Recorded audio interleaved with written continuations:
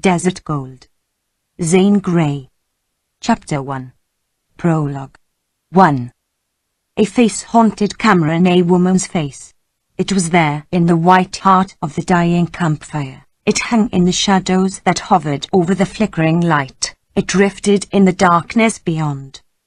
This hour, when the day had closed and the lonely desert night set in with its dead silence, was one in which Cameron's mind was thronged with memories of a time long past, of a home back in Peoria, of a woman he had wronged and lost, and loved too late. He was a prospector for gold, a hunter of solitude, a lover of the drear, rock-ribbed infinitude, because he wanted to be alone to remember. A sound disturbed Cameron's reflections. He bent his head listening. A soft wind fanned the paling embers, blew sparks and white ashes and thin smoke away into the enshrouding circle of blackness. His burro did not appear to be moving about. The quiet split to the cry of a coyote.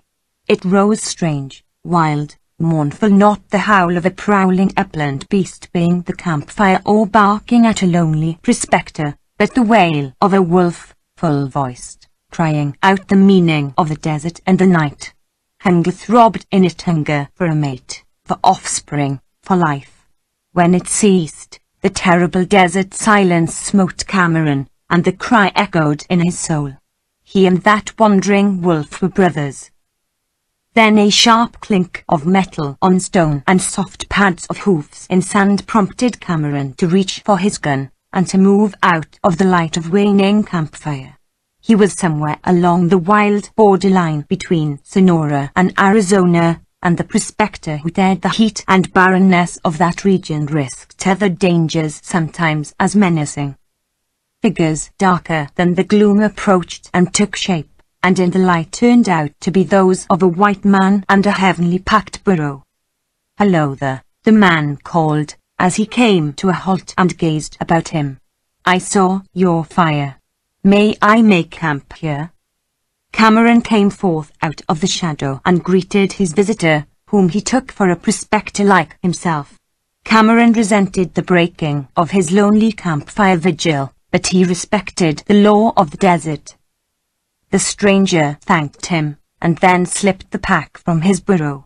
Then he rolled out his pack and began preparations for a meal.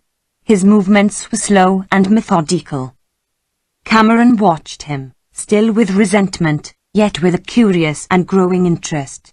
The campfire burst into a bright blaze, and by its light Cameron saw a man whose grey hair somehow did not seem to make him old, and whose stooped shoulders did not detract from an impression of rugged strength.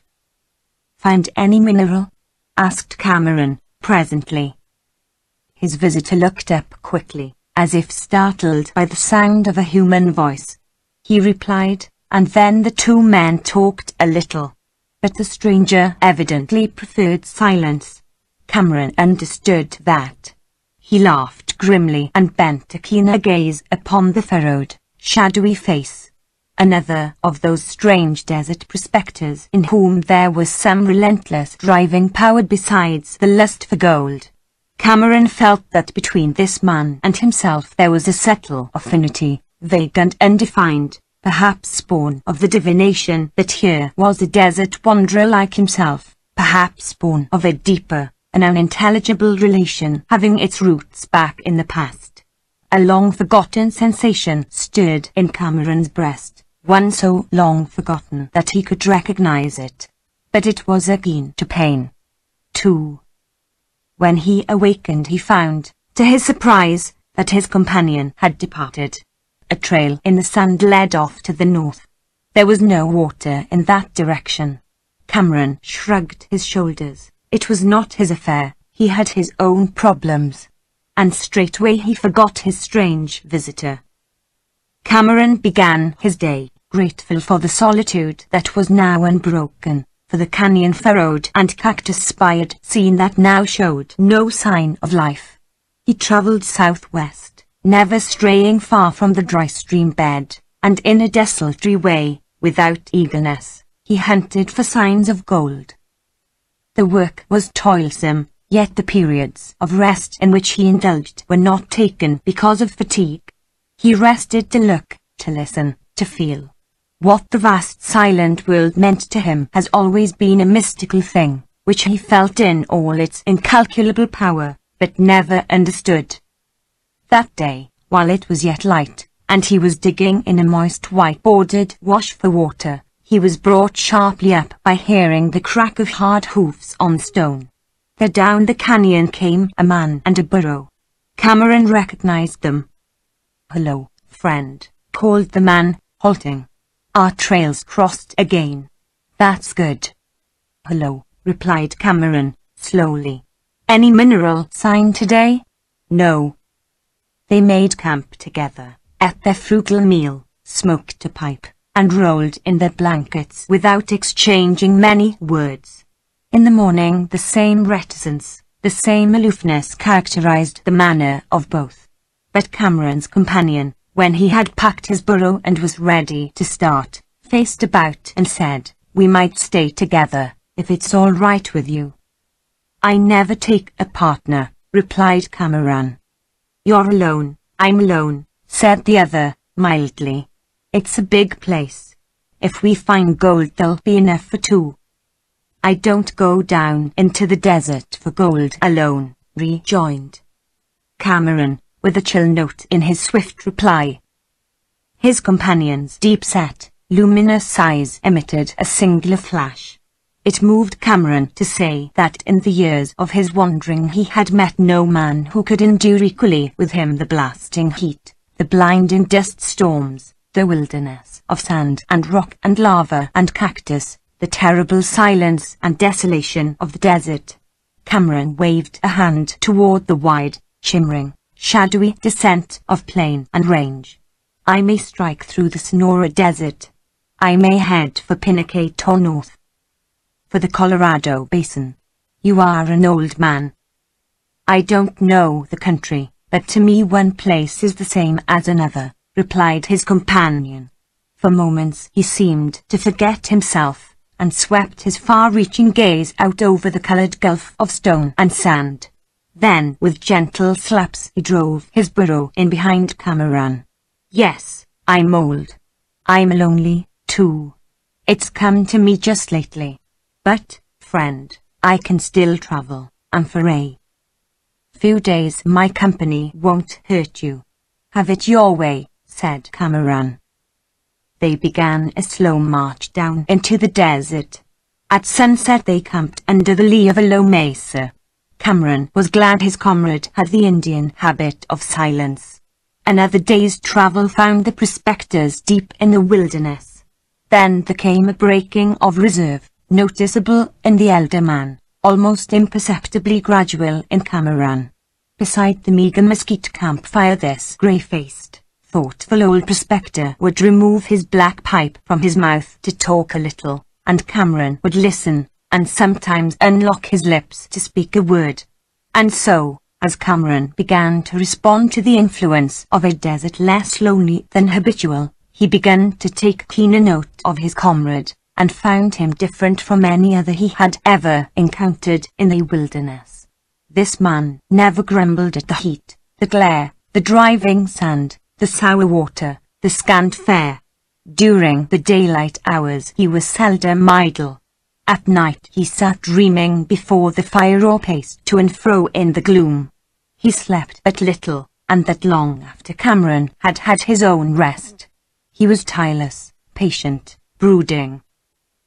Cameron's awakened interest brought home to him the realization that for years he had shunned companionship. In those years only 3 men had wandered into the desert with him, and these had left their bones to bleach in the shifting sands. Cameron had not cared to know their secrets. But the more he studied this latest comrade, the more he began to suspect that he might have missed something in the others. In his own driving passion to take his secret into the limitless abode of silence and desolation, where he could be alone with it, he had forgotten that life dealt shocks to other men. Somehow this silent comrade reminded him. One afternoon late, after they had toiled up a white, winding wash of sand and gravel, they came upon a dry waterhole. Cameron dug deep into the sand, but without avail. He was turning to retrace weary steps back to the last water when his comrade asked him to wait. Cameron watched him search in his pack and bring forth what appeared to be a small, forked branch of a peach tree. He grasped the prongs of the fork and held them before him with the end standing straight out, and then he began to walk along the stream bed. Cameron, at first amused, then amazed, then pitying, and at last curious, kept pace with the prospector. He saw a strong tension of his comrade's wrists, as if he was holding hard against a considerable force. The end of the peach branch began to quiver and turn. Cameron reached out a hand to touch it, and was astounded at feeling a powerful vibrant force pulling the branch downward. He felt it as a magnetic shock. The branch kept turning, and at length pointed to the ground. "Dig here," said the prospector. "What?" ejaculated Cameron. Had the man lost his mind? Then Cameron stood by while his comrade dug in the sand. 3 feet he dug, 4, 5, and the sand grew dark, then moist. At 6 feet water began to seep through. "Get the little basket in my pack," he said. Cameron complied, and saw his comrade drop the basket into the deep hole, where it kept the sides from caving in and allowed the water to seep through. While Cameron watched, the basket filled. Of all the strange incidents of his desert career, this was the strangest.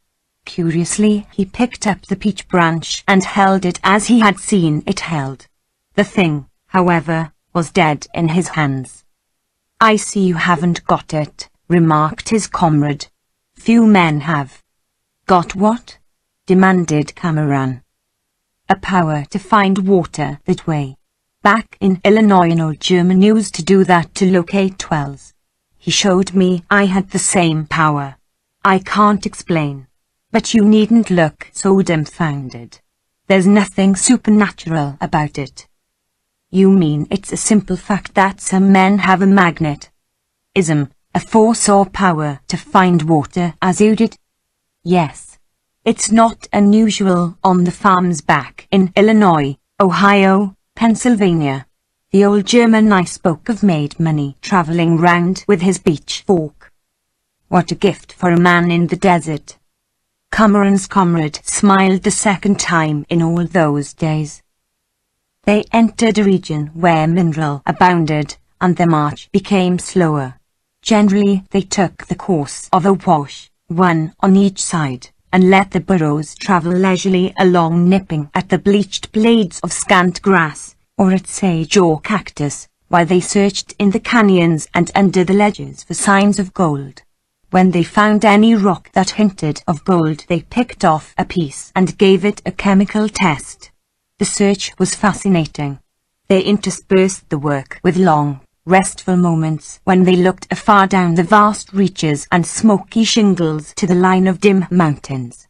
Some impelling desire, not all the lure of gold, shook them to the top of mesas and escarpments, and here, when they had dug and picked, they rested and gazed out at the wide prospect. Then, as the sun lost its heat and sank lowering to dent its red disk behind far distant spurs, they halted in a shady canyon or likely spot in a dry wash and tried for water. When they found it, they'd unpacked, gave drink to the tired burros, and turned them loose. Dead mesquite served for the campfire.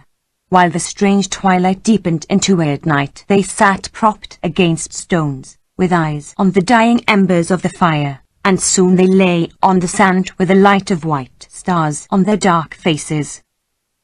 Each succeeding day and night Cameron felt himself more and more drawn to this strange man. He found that after hours of burning toil he had insensibly grown nearer to his comrade. He reflected that after a few weeks in the desert he had always become a different man. In civilization, in the rough mining camps, he had been a prey to unrest and gloom. But once down on the great billowing sweep of this lonely world, he could look into his unquiet soul without bitterness. Did not the desert magnify men? Cameron believed that wild men in wild places, fighting cold, heat, starvation, thirst, barrenness, facing the elements in all their ferocity, usually retrograded, descended to the savage, lost all heart and soul and became mere brutes. Likewise he believed that men wandering all lost in the wilderness sought and reversed that brutal order of life and became noble, wonderful, superhuman. So now he did not marvel at a slow stir stealing warmer along his veins, and at the premonition that perhaps he and this man, alone on the desert, driven by life's mysterious and remorseless motive, were to see each other through God's eyes. His companion was one who thought of himself last. It humiliated Cameron that in spite of growing keenness he could not hinder him from doing more than an equal share of the day's work. The man was mild, gentle, quiet, mostly silent, yet under all his softness he seemed to be made of the fibre of steel. Cameron could not thwart him. Moreover, he appeared to want to find gold for Cameron, not for himself. Cameron's hands always trembled at the turning of rock that promised gold. He had enough of the prospector's passion for fortune to thrill at the chance of a strike. But the other never showed the least trace of excitement. One night they were encamped at the head of the canyon. The day had been exceedingly hot, and long after sundown the radiation of heat from the rocks persisted. A desert bird whistled a wild, melancholy note from a dark cliff, and a distant coyote wailed mournfully. The stars shone white until the huge moon rose to burn out all their whiteness. And on this night Cameron watched his comrade, and yielded to interest he had not heretofore voiced. "Partner, what drives you into the desert? Do I seem to be a driven man? No. But I feel it. Do you come to forget?" "Yes." "Ah!" softly exclaimed Cameron. Always he seemed to have known that. He said no more. He watched the old man rise and begin his nightly pace to and fro, up and down. With slow, soft tread, forward and back, tirelessly and ceaselessly, he paced that beat. He did not look up at the stars or follow the radiant track of the moon along the canyon ramparts. He hung his head. He was lost in another world. It was a world which the lonely desert made real. He looked at dark, sad, plodding figure, and somehow impressed Cameron with the helplessness of men. Cameron grew acutely conscious of the pang in his own breast, of the fire in his heart, the strife and torment of his passion-driven soul. He had come into the desert to remember a woman. She appeared to him then as she had looked when first she entered his life, a golden-haired girl, blue-eyed, white-skinned, red-lipped, tall and slender and beautiful. He had never forgotten, and an old, sickening remorse knocked at his heart. He rose and climbed out of the canyon and to the top of a mesa, where he paced to and fro and looked down into the weird and mystic shadows, like the darkness of his passion, and farther on down the moon track and the glittering stretches that vanished in the cold, blue horizon. The moon soared radiant and calm, the white stars shone serene. The vault of heaven seemed illimitable and divine. The desert surrounded him, silver-streaked and black-mantled, a chaos of rock and sand, silent, austere, ancient, always waiting. It spoke to Cameron. It was a naked corpse, but it had a soul. In that wild solitude their white stars looked down upon him pitilessly and pityingly. They had shone upon a desert that might once have been alive and was now dead, and might again throb with life, only to die. It was a terrible ordeal for him to stand along and realize that he was only a man facing eternity. But that was what gave him strength to endure. Somehow he was a part of it all, some atom in that vastness, somehow necessary to an inscrutable purpose. Something indestructible in that desolate world of ruin and death and decay, something perishable and changeable and growing under all the fixity of heaven. In that endless, silent hall of desert there was a spirit, and Cameron felt hovering near him what he imagined to be phantoms of peace. He returned to camp and sought his comrade.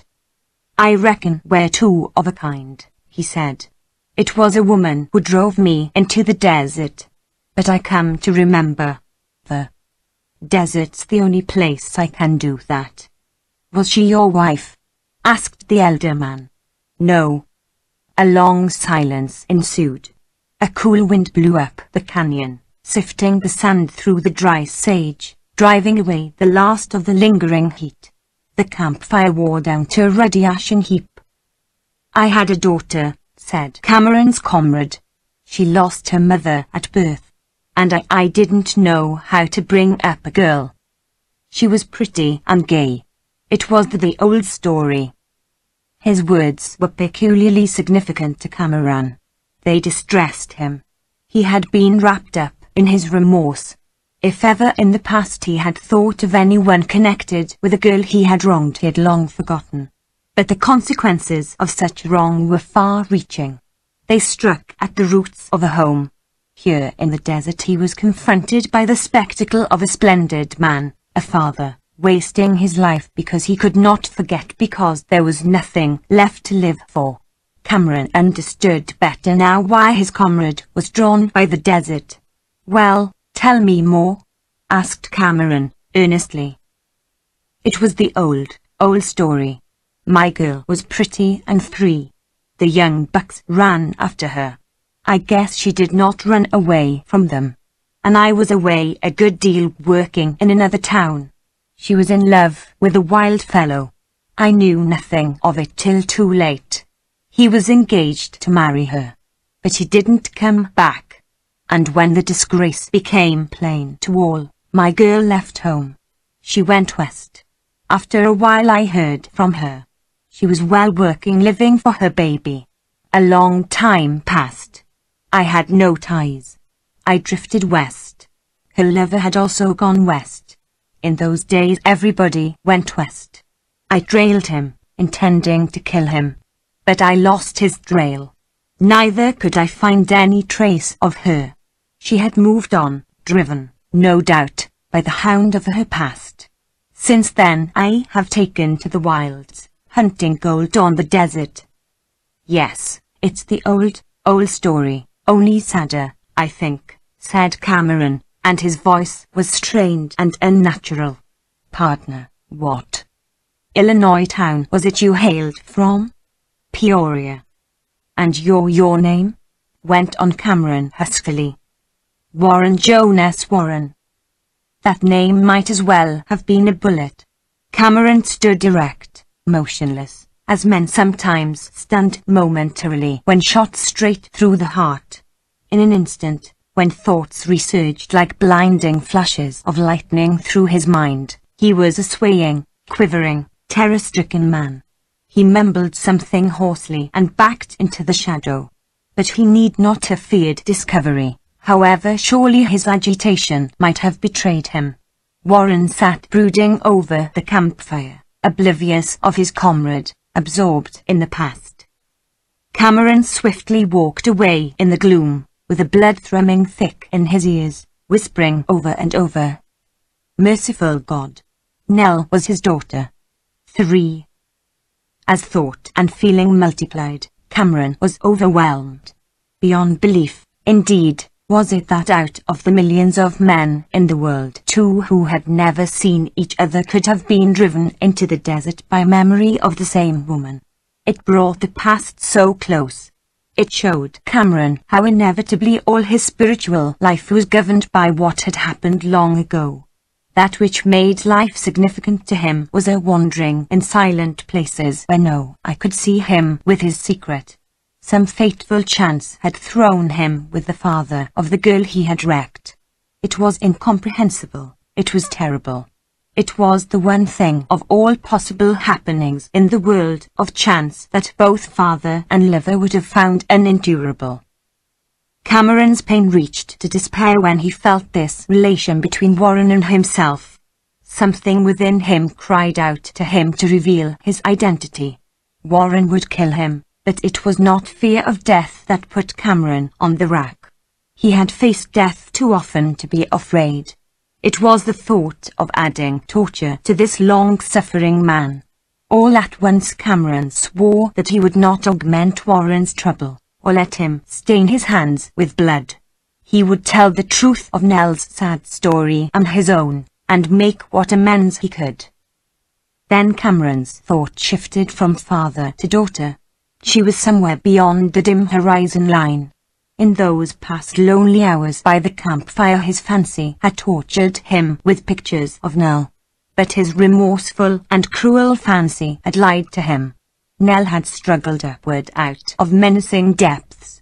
She had reconstructed a broken life. And now she was fighting for the name and happiness of her child. Little Nell.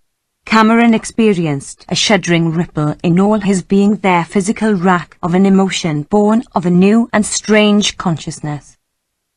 As Cameron gazed out over the blood-red, darkening desert, suddenly the strife in his soul ceased. The moment was one of incalculable change, in which his eyes seemed to pierce the vastness of cloud and range, and mystery of gloom and shadow, to see with strong vision the illimitable space before him. He felt the grandeur of the desert, its simplicity, its truth. He had learned at last the lesson it taught. No longer strange was his meeting and wandering with Warren.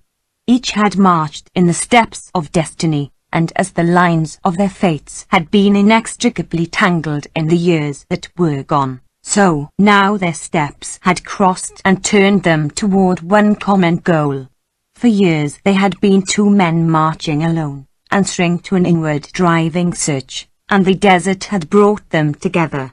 For years they had wandered alone in silence and solitude, where the sun burned white all day and the stars burned white all night, blindly following the whisper of a spirit. But now Cameron knew that he was no longer blind. And in this flash of revelation he felt that it had been given him to help Warren with his burden. He returned to camp trying to evolve a plan. As always at that long hour when the afterglow of sunset lingered in the west, Warren plodded to and fro in the gloom. All night Cameron lay awake thinking. In the morning, when Warren brought the burros to camp and began preparations for the usual packing, Cameron broke silence. "Partner, your story last night made me think. I want to tell you something about myself. It's hard enough to be driven by sorrow for one you've loved, as you've been driven, but to suffer sleepless and eternal remorse for the ruin of one you've loved as I have suffered, that is hell. Listen. In my younger days it seems long now, yet it's not so many years I was wild.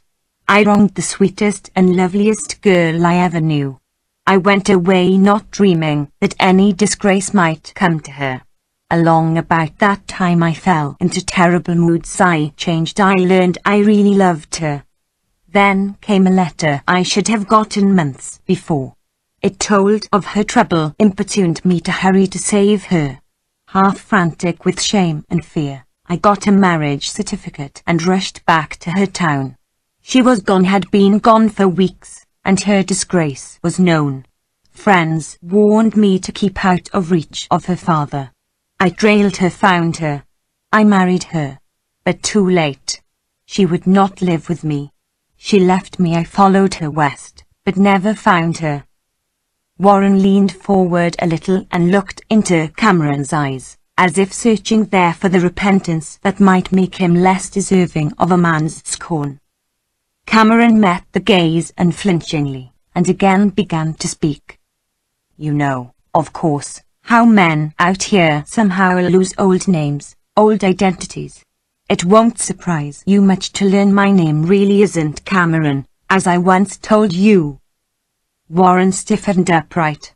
It seemed that there might have been a blank, a suspension, between his grave interest and some strange mood to come. Cameron felt his heart bulge and contract in his breast. All his body grew cold, and it took tremendous effort for him to make his lips form words. "Warren, I'm the man you're hunting. I'm Burton. I was Nell's lover." The old man rose and towered over Cameron, and then plunged down upon him, and clutched at his throat with terrible stifling hands. The harsh contact, the pain awakened Cameron to his peril before it was too late. Desperate fighting saved him from being hurled to the ground and stamped and crushed. Warren seemed a maddened giant. There was a reeling, swaying, wrestling struggle before the elder man began to weaken. The Cameron, buffeted, bloody, half-stunned, panted for speech. "Warren, hold on. Give me a minute. I married Nell. Didn't you know that? I saved the child." Cameron felt the shock that vibrated through Warren. He repeated the words again and again. As if compelled by some resistless power, Warren released Cameron, and, staggering back, stood with uplifted, shaking hands. In his face was a horrible darkness. "Warren, wait, listen," panted Cameron. "I've got that marriage certificate. I've had it by me all these years. I kept it to prove to myself I did right." The old man uttered a broken cry. Cameron stole off among the rocks. How long he absented himself or what he did he had no idea. When he returned, Warren was sitting before the campfire, and once more he appeared composed. He spoke, and his voice had a deeper note, but otherwise he seemed as usual. They packed the burros and faced the north together. Cameron experienced a singular exultation. He had lightened his comrade's burden. Wonderfully, it came to him that he had also lightened his own. From that hour it was not torment to think of Nell. Walking with his comrade through the silent places, lying beside him under the serene luminous light of the stars, Cameron began to feel the haunting presence of invisible things that were real to him, phantoms whispering peace. In the moan of the cool wind, in the silken seep of sifting sand, in the distant rumble of a slipping ledge, in the faint rush of a shooting star, he heard these phantoms of peace coming with whispers of the long pain of men at the last made endurable. Even in the white noonday, under the burning sun, these phantoms came to be real to him. In the dead silence of the midnight hours he heard them breathing nearer on the desert wind, nature's voices of motherhood, whispers of God, peace in the solitude. 4.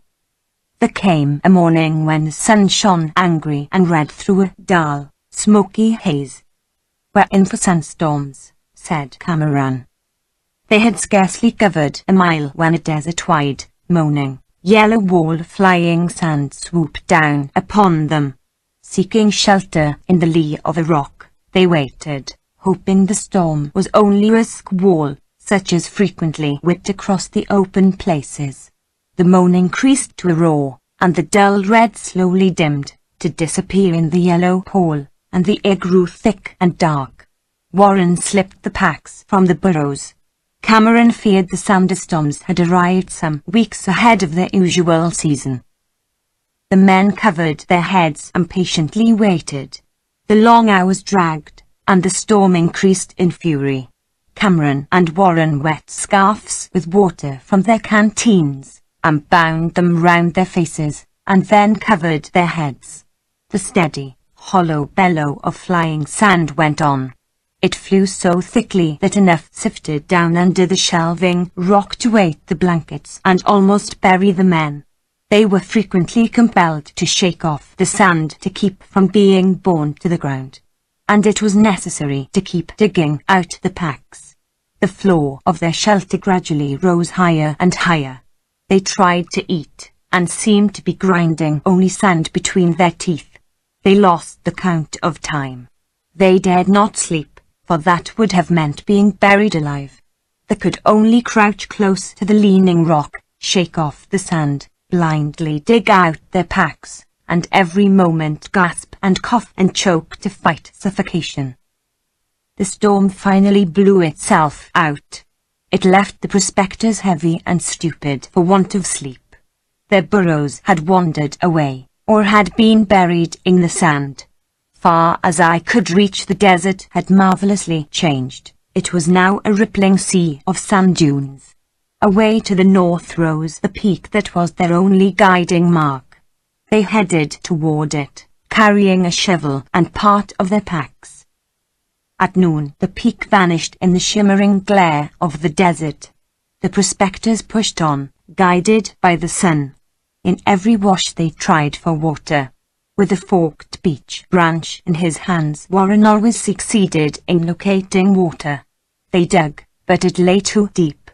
At length, spent and sore, they fell and slept through that night and part of the next day. Then they succeeded in getting water, and quenched their thirst, and filled the canteens, and cooked a meal. The burning day found them in an interminably wide plain, where there was no shelter from the fierce sun. The men were exceedingly careful with their water, though there was absolute necessity of drinking a little every hour. Late in the afternoon they came to a canyon that they believed was the lower end of the one in which they had last found water. For hours they travelled toward its head, and, long after night had set, found what they sought. Yielding to exhaustion, they slept, and next day were loath to leave the waterhole. Cool night spurred them on with canteens full and renewed strength. Morning told Cameron that they had turned back miles into the desert, and it was desert new to him. The red sun, the increasing heat, and especially the variety and large size of the cactus plants warned Cameron that he had descended to a lower level. Mountain peaks loomed on all sides, some near, others distant, and one, a blue spur, splitting the glaring sky far to the north, Cameron thought he recognized as a landmark. The ascent toward it was heartbreaking, not in steepness, but in its league and league-long monotonous rise. Cameron knew there was only one hope to make the water hold out and never stop to rest. Warren began to weaken. Often he had to halt. The burning white day passed, and likewise the night, with its white stars shining so pitilessly cold and bright. Cameron measured the water in his canteen by its weight. Evaporation by heat consumed as much as he drank. During one of the rests, when he had wetted his parched mouth and throat, he found opportunity to pour a little water from his canteen into Warren's. At first Cameron had curbed his restless activity to accommodate the pace of his elder comrade, but now he felt that he was losing something of his instinctive and passionate zeal to get out of the desert. The thought of water came to occupy his mind. He began to imagine that his last little store of water did not appreciably diminish. He knew he was not quite right in his mind regarding water, nevertheless, he felt this to be more of fact than fancy, and he began to ponder. When next they rested he pretended to be in a kind of stupor, but he covertly watched Warren. The man appeared far gone, yet he had cunning. He cautiously took up Cameron's canteen and poured water into it from his own. This troubled Cameron. The old irritation at not being able to thwart Warren returned to him. Cameron reflected, and concluded that he had been unwise not to expect this very thing. Then, as his comrade dropped into weary rest, he lifted both canteens. If there were any water in Warren's, it was only very little. Both men had been enduring the terrible desert thirst, concealing it, each giving his water to the other, and the sacrifice had been useless. Instead of ministering to the parched throats of one or both, the water had evaporated. When Cameron made sure of this, he took one more drink, the last, and poured the little water left into Warren's canteen. He threw his own away. Soon afterward Warren discovered the loss. "Where's your canteen?" he asked. "The heat was getting my water, so I drank what was left." "My son," said Warren. The day opened for them in a red and green hell of rock and cactus. Like a flame the sun scorched and peeled their faces. Warren went blind from the glare, and Cameron had to lead him. At last Warren plunged down, exhausted, in the shade of a ledge. Cameron rested and waited, hopeless, with hot, weary eyes gazing down from the height where he sat. The ledge was the top step of a ragged, gigantic stairway. Below stretched a sad, austere, and lonely valley. A dim, white streak, lighter than the bordering grey, wound down the valley floor. Once a river had flowed there, leaving only a forlorn trace down the winding floor of this forlorn valley. Movement on the part of Warren attracted Cameron's attention. Evidently the old prospector had recovered his sight and some of his strength, for he had arisen, and now began to walk along the arroyo bed with his forked peach branch held before him. He had clung to the precious bit of wood. Cameron considered the prospect for water hopeless, because he saw that the arroyo had once been a canyon, and had been filled with sands by desert winds. Warren, however, stopped in a deep pit, and, cutting his canteen in half, began to use one side of it as a scoop. He scooped out a wide hollow, so wide that Cameron was certain he had gone crazy. Cameron gently urged him to stop, and then forcibly tried to make him. But these efforts were futile. Warren worked with slow, ceaseless, methodical movement. He toiled for what seemed hours. Cameron, seeing the darkening, dampening sand, realized a wonderful possibility of water, and he plunged into the pit with the other half of the canteen. Then both men toiled, round and round the wide hole, down deeper and deeper. The sand grew moist, then wet. At the bottom of the deep pit the sand coarsened, gave place to gravel.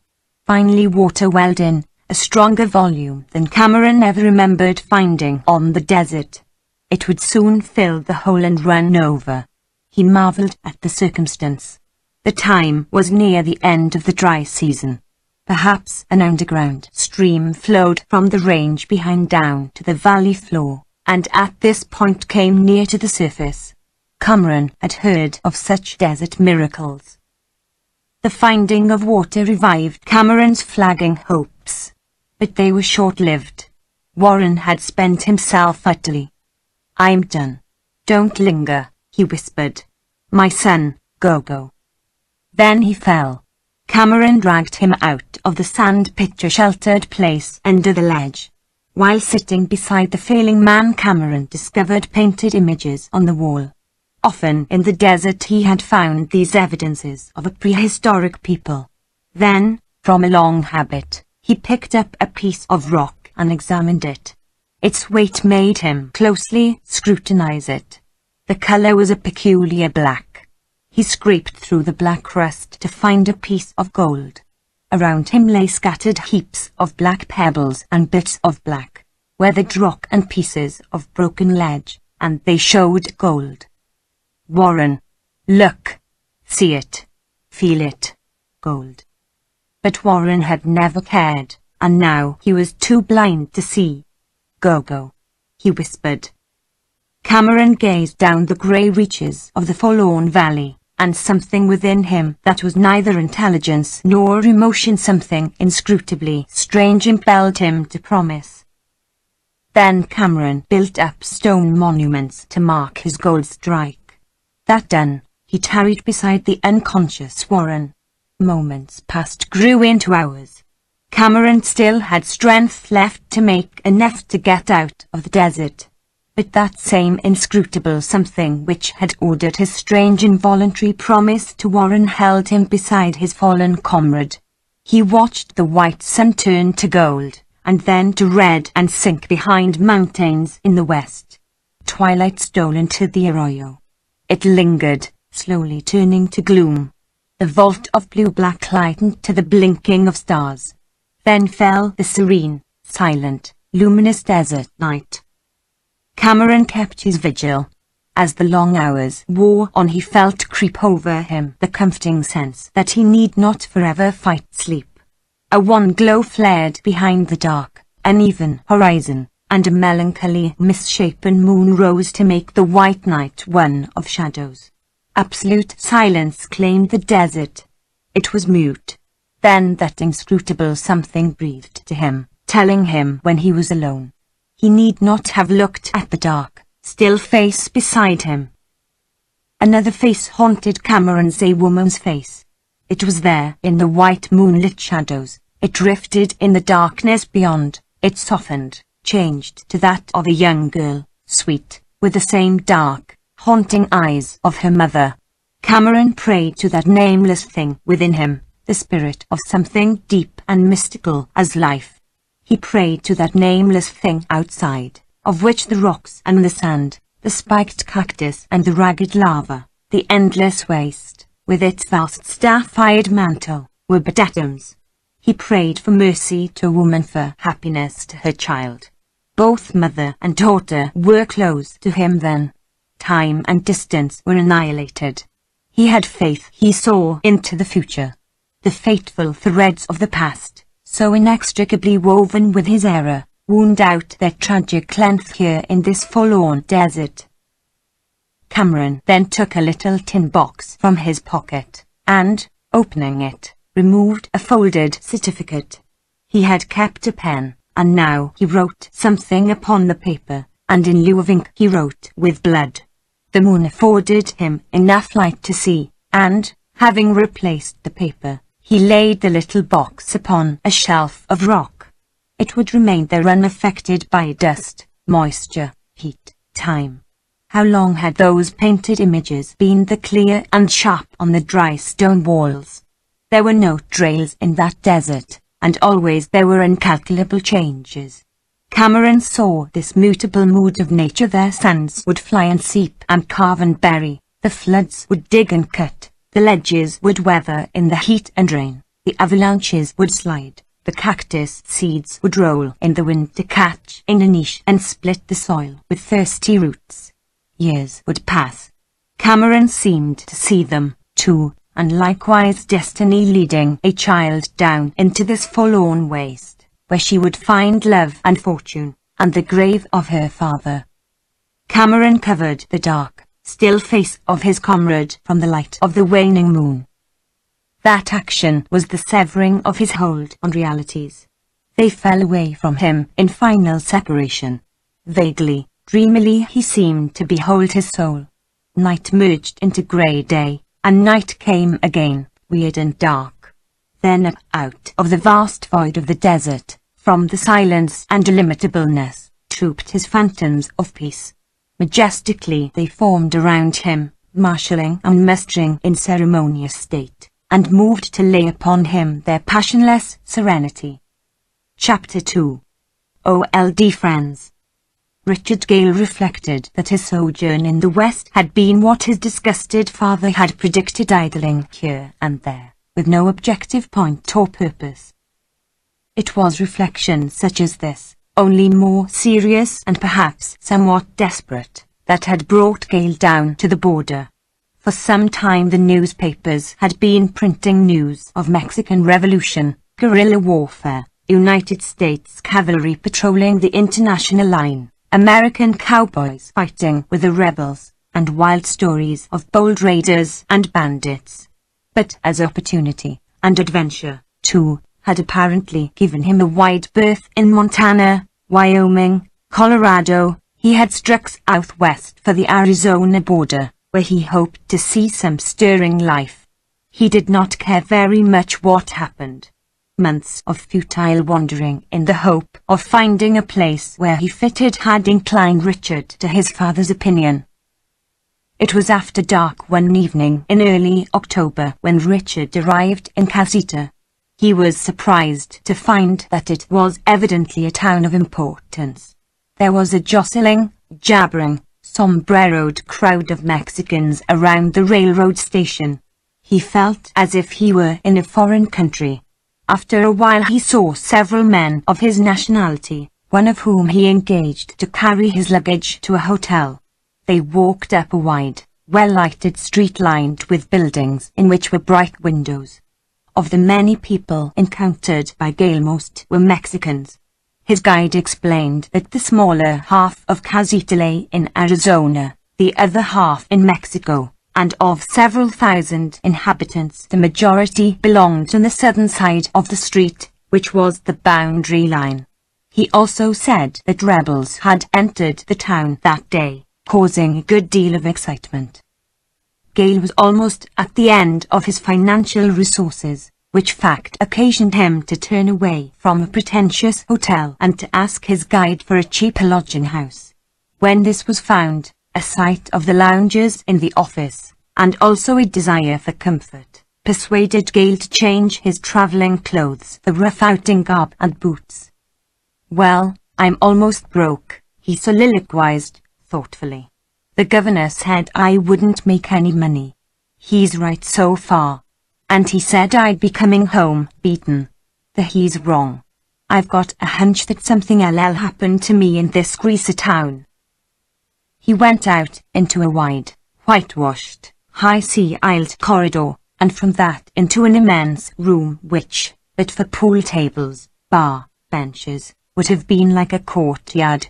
The floor was cobblestoned, the walls were of adobe, and the large windows opened like doors. A blue cloud of smoke filled the place.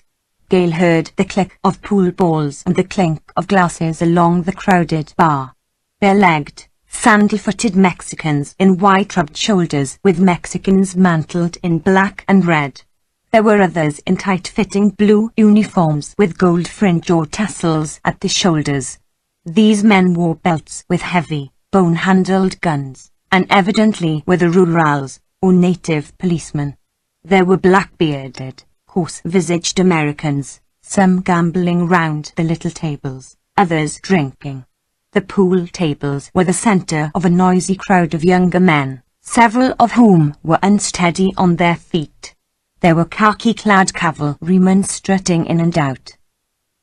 At one end of the room, somewhat apart from the general melee, was a group of 6 men round a little table, 4 of whom were seated, the other 2 standing.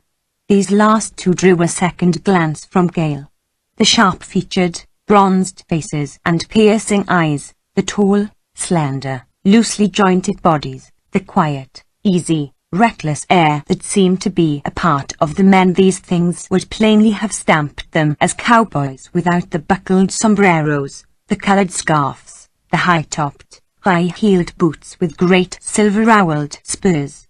Gale did not fail to note, also, that these cowboys wore guns, and this fact was rather a shock to his idea of the modern West. It caused him to give some credence to the rumours of fighting along the border, and he felt a thrill.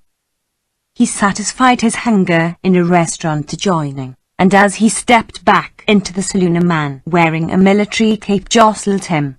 Apologies from both were instant. Gale was moving on when the other stopped short as if startled, and, leaning forward, exclaimed, "Dick Gale?" "You've got me," replied Gale, in a surprise. "But I don't know you." He could not see the stranger's face, because it was wholly shaded by a wide-brimmed hat pulled well down. "By Jove! It's Dick. If this isn't great. Don't you know me?" "I've heard your voice somewhere," replied Gale. "Maybe I'll recognize you if you come out from under that bonnet." For answer, the man, suddenly manifesting thought of himself, hurriedly drew Gale into the restaurant, where he thrust back his hat to disclose a handsome, sunburned face. "George Thorne. So help me." "SSSH. You needn't yell," interrupted the other, as he met Gale's outstretched hand. There was a close, hard, straining grip. "I must not be recognized here. There are reasons. I'll explain in a minute. Say, but it's fine to see you.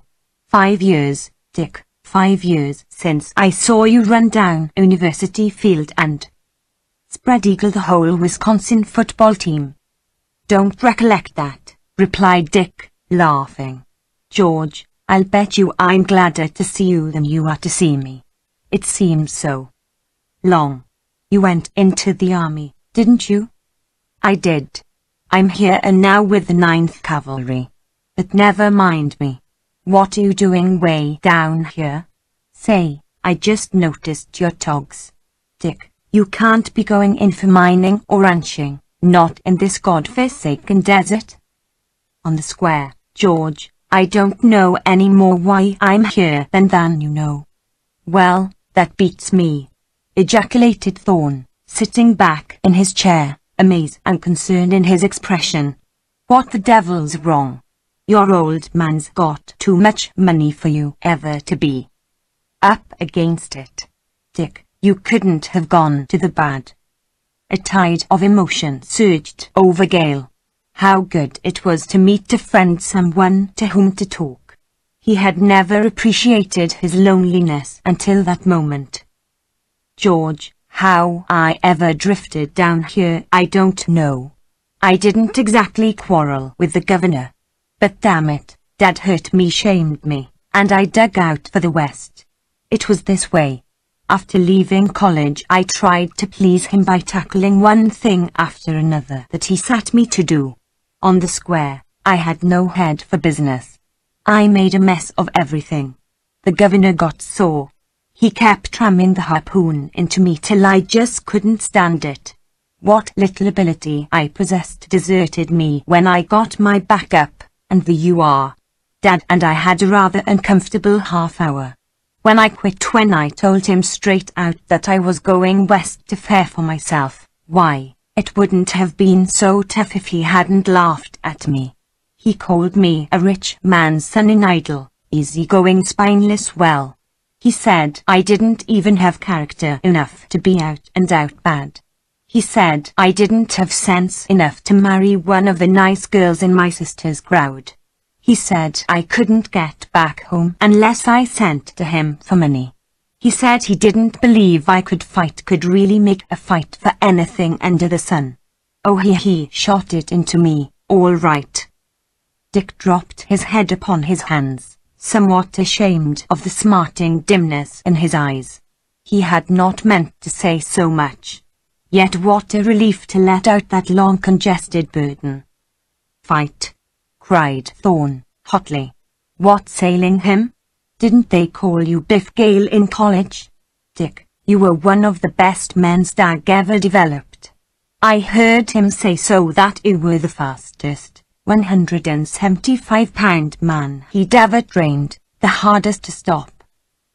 The governor didn't count football, said Dick. He didn't mean that kind of fight. When I left home I don't think I had an idea what was wrong with me. But, George, I think I know now. I was a rich man's son, spoiled, dependent, absolutely ignorant of the value of money. I haven't yet discovered any earning capacity in me. I seem to be unable to do anything with my hands. That's the trouble. But I'm at the end of my tether now.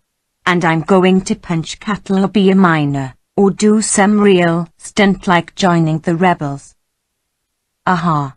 I thought you'd spring that last one on me, declared Thorne, wagging his head. Well, you just forget it. Say, old boy, there's something doing in Mexico. The United States in general doesn't realize it. But across that line there are crazy revolutionists, ill-paid soldiers, guerrilla leaders, raiders, robbers, outlaws, bandits galore, starving peons by the thousand, girls and women in terror. Mexico is like some of the volcanoes ready to erupt fire and hell. Don't make the awful mistake of joining rebel forces. Americans are hated by Mexicans of the lower class, the fighting class, both rebel and federal. Half the time these crazy greasers are on one side, then on the other. If you didn't starve or get shot in ambush, or die of thirst, some greaser would knife you in the back for your belt buckle or boots. There are a good many Americans with the rebels eastward toward Agua, Puerto and Juarez. Ozco is operating in Chihuahua, and I guess he has some idea of warfare. But this Sonora, a mountainous desert, the home of the slave and the equi, there's an organized revolt everywhere. The American miners and ranchers, those who could get away, have fled across into the States, leaving property. Those who couldn't or wouldn't come must fight for their lives, are fighting now. That's bad, said Gale. It's news to me. Why doesn't the government take action, do something? Afraid of international complications. Don't want to offend the Maderists, or be criticized by jealous foreign nations. It's a delicate situation, Dick. The Washington officials know the gravity of it, you can bet.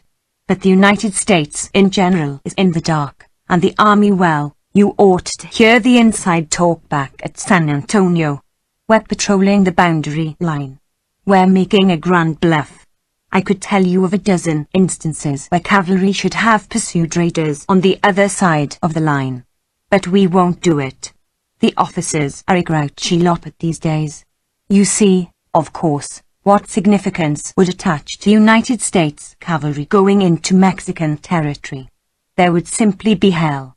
My own colonel is the sorest man on the job. We're all sore. It's like sitting on a powder magazine. We can't keep the rebels and raiders from crossing the line.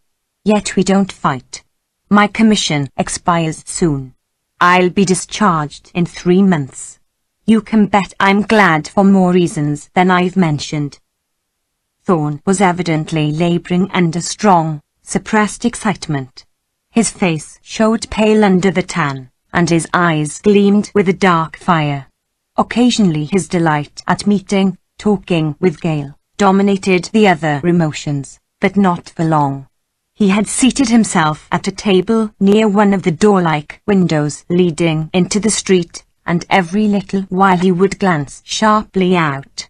Also he kept consulting his watch. These details gradually grew upon Gale as Thorn talked. "George, it strikes me that you're upset," said Dick, presently. "I seem to remember you as a cool-headed fellow whom nothing could disturb. Has the Army changed you?" Thorn laughed. It was a laugh with a strange, high note. It was reckless, it hinted of exultation. He rose abruptly. He gave the waiter money to go for drinks. He looked into the saloon, and then into the street. On this side of the house there was a porch opening on a plaza with trees and shrubbery and branches. Thorn peered out one window, then another. His actions were rapid. Returning to the table, he put his hands upon it and leaned over to look closely into Gale's face. "I'm away from camp without leave," he said. "Isn't that a serious offence?" asked Dick. "Serious? For me, if I'm discovered, it means ruin. There are rebels in town. Any moment we might have trouble. I ought to be ready for duty within call. If I'm discovered, it means arrest. That means delay, the failure of my plan's ruin." Gale was silenced by his friend's intensity. Thorn bent over closer with his dark eyes searching bright. "We were old pals once?" "Surely," replied Dick. "What would you say, Dick Gale, if I told you that you're the one man I'd rather have had come along than any other at this crisis of my life?" The earnest gaze, the passionate voice with its deep tremor drew Dick upright, thrilling and eager, conscious of strange, unfamiliar impetuosity. "Thorn, I should say I was glad to be the fellow," replied Dick. Their hands locked for a moment, and they sat down again with heads close over the table. "Listen," began Thorn, in low, swift whisper, "a few days, a week ago, it seems like a year! I was of some assistance to refugees fleeing from Mexico into the States.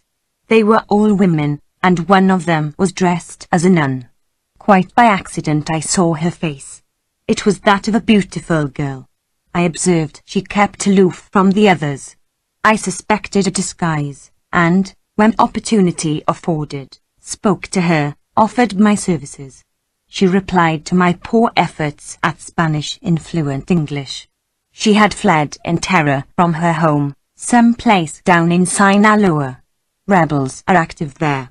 Her father was captured and held for ransom. When the ransom was paid, the rebels killed him. The leader of these rebels was a bandit named Rogers.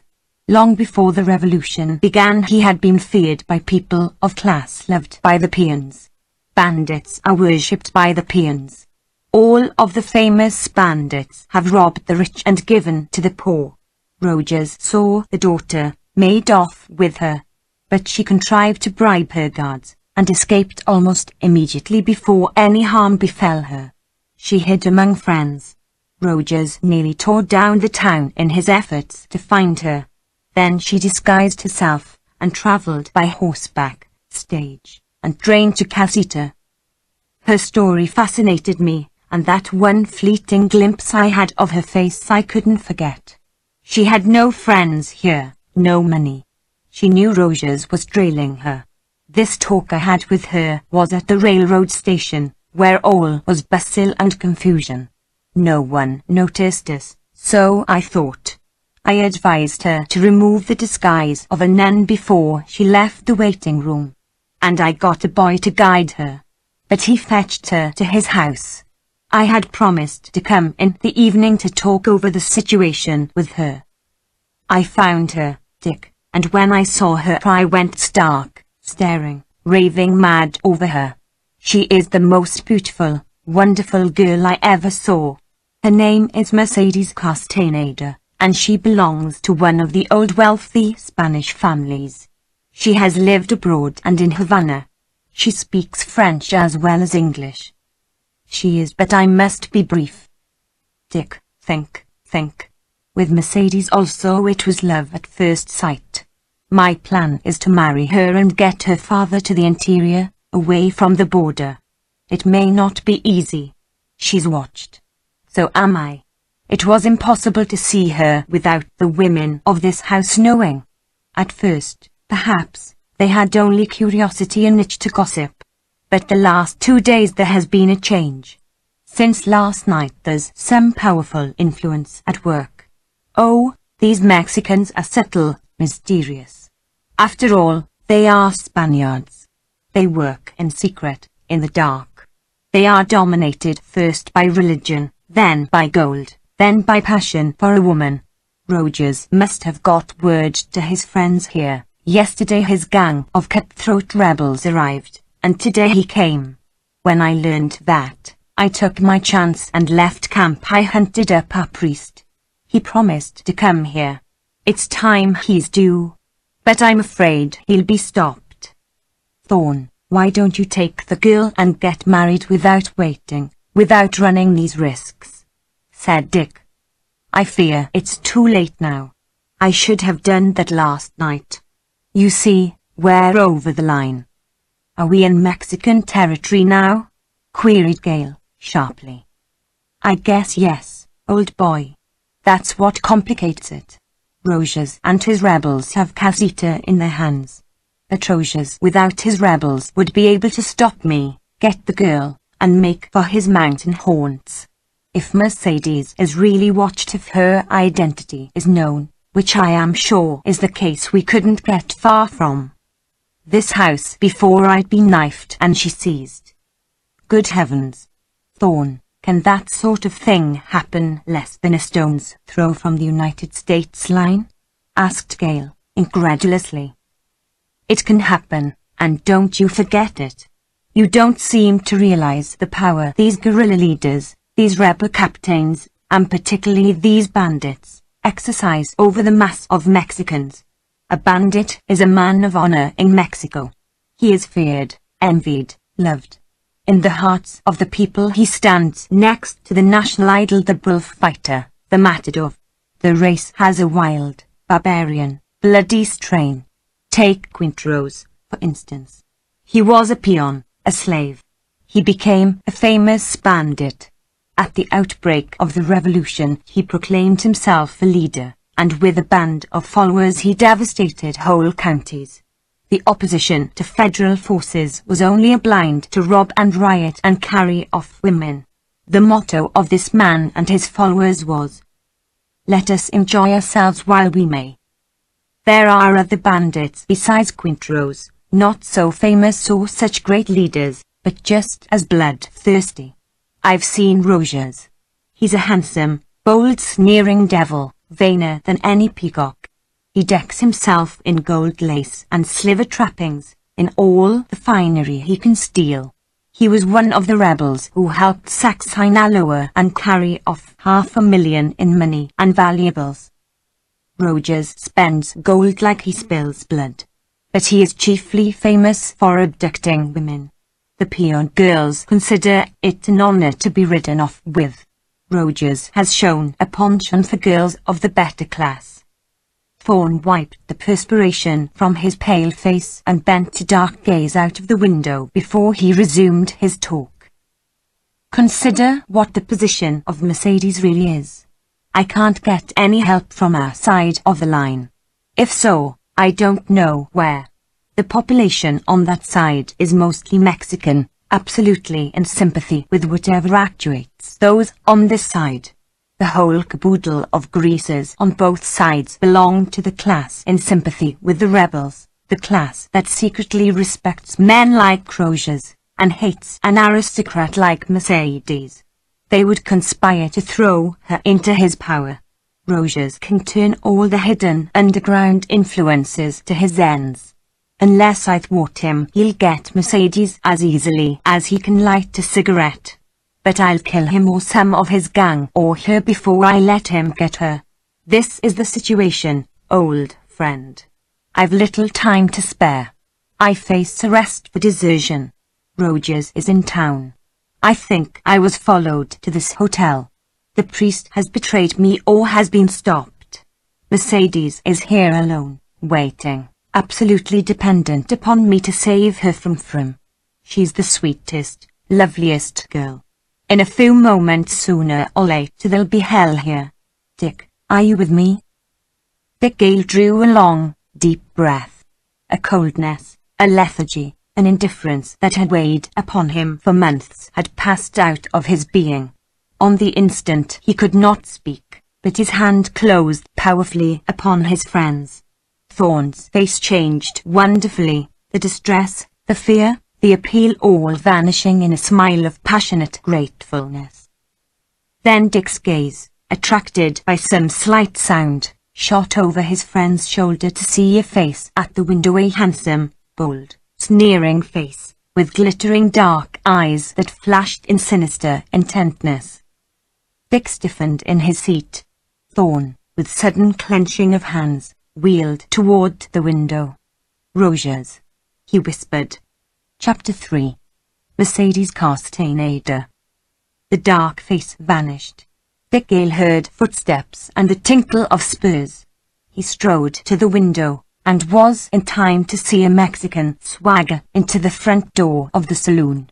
Dick had only a glimpse, but in that he saw a huge black sombrero with a gaudy band, the back of a short, tight-fitting jacket, a heavy pearl-handled gun swinging with a fringe of sash, and close-fitting trousers spreading wide at the bottom. There were men passing in the street, also several Mexicans lounging against the hitching rail at the curb. "Did you see him? Where did he go?" whispered Thorn, as he joined Gale. "Those greasers out there with the cartridge belts crossed over their breasts, they are rebels." "I think he went into the saloon," replied Dick. "He had a gun, but for all I can see the greasers out there are unarmed." "Never believe it. There. Look, Dick. That fellow's a guard, though he seems so unconcerned. See, he has a short carbine, almost concealed. There's another greaser further down the path. I'm afraid Rogers has the house spotted. If we could only be sure." "I'm sure, Dick. Let's cross the hall. I want to see how it looks from the other side of the house." Gale followed Thorn out of the restaurant into the high-slid corridor which evidently divided the hotel, opening into the street and running back to a patio. A few dim, yellow lamps flickered. A Mexican with a blanket round his shoulders stood in the front entrance. Back toward the patio there were sounds of boots on the stone floor. Shadows flitted across that end of the corridor. Thorn entered a huge chamber which was even more poorly lighted than the hall. It contained a table littered with papers, a few high-backed chairs, a couple of couches, and was evidently a parlor. "Mercedes has been meeting me here," said Thorn. "At this hour she comes every moment or so to the head of the stairs there, and if I am here she comes down. Mostly there are people in this room a little later. We go out into the plaza. It faces the dark side of the house, and that's the place I must slip out with her if there's any chance at all to get away. They peered out of the open window. The plaza was gloomy, and at first glance apparently deserted. In a moment, however, Gale made out a slow-pacing dark form on the path. Further down there was another. No particular keenness was required to see in these forms a sentinel-like stealthiness. Gripping Gale's arm, Thorn pulled back from the window. "You saw them," he whispered. "It's just as I feared. Rogers has the place surrounded. I should have taken Mercedes away. But I had no time, no chance.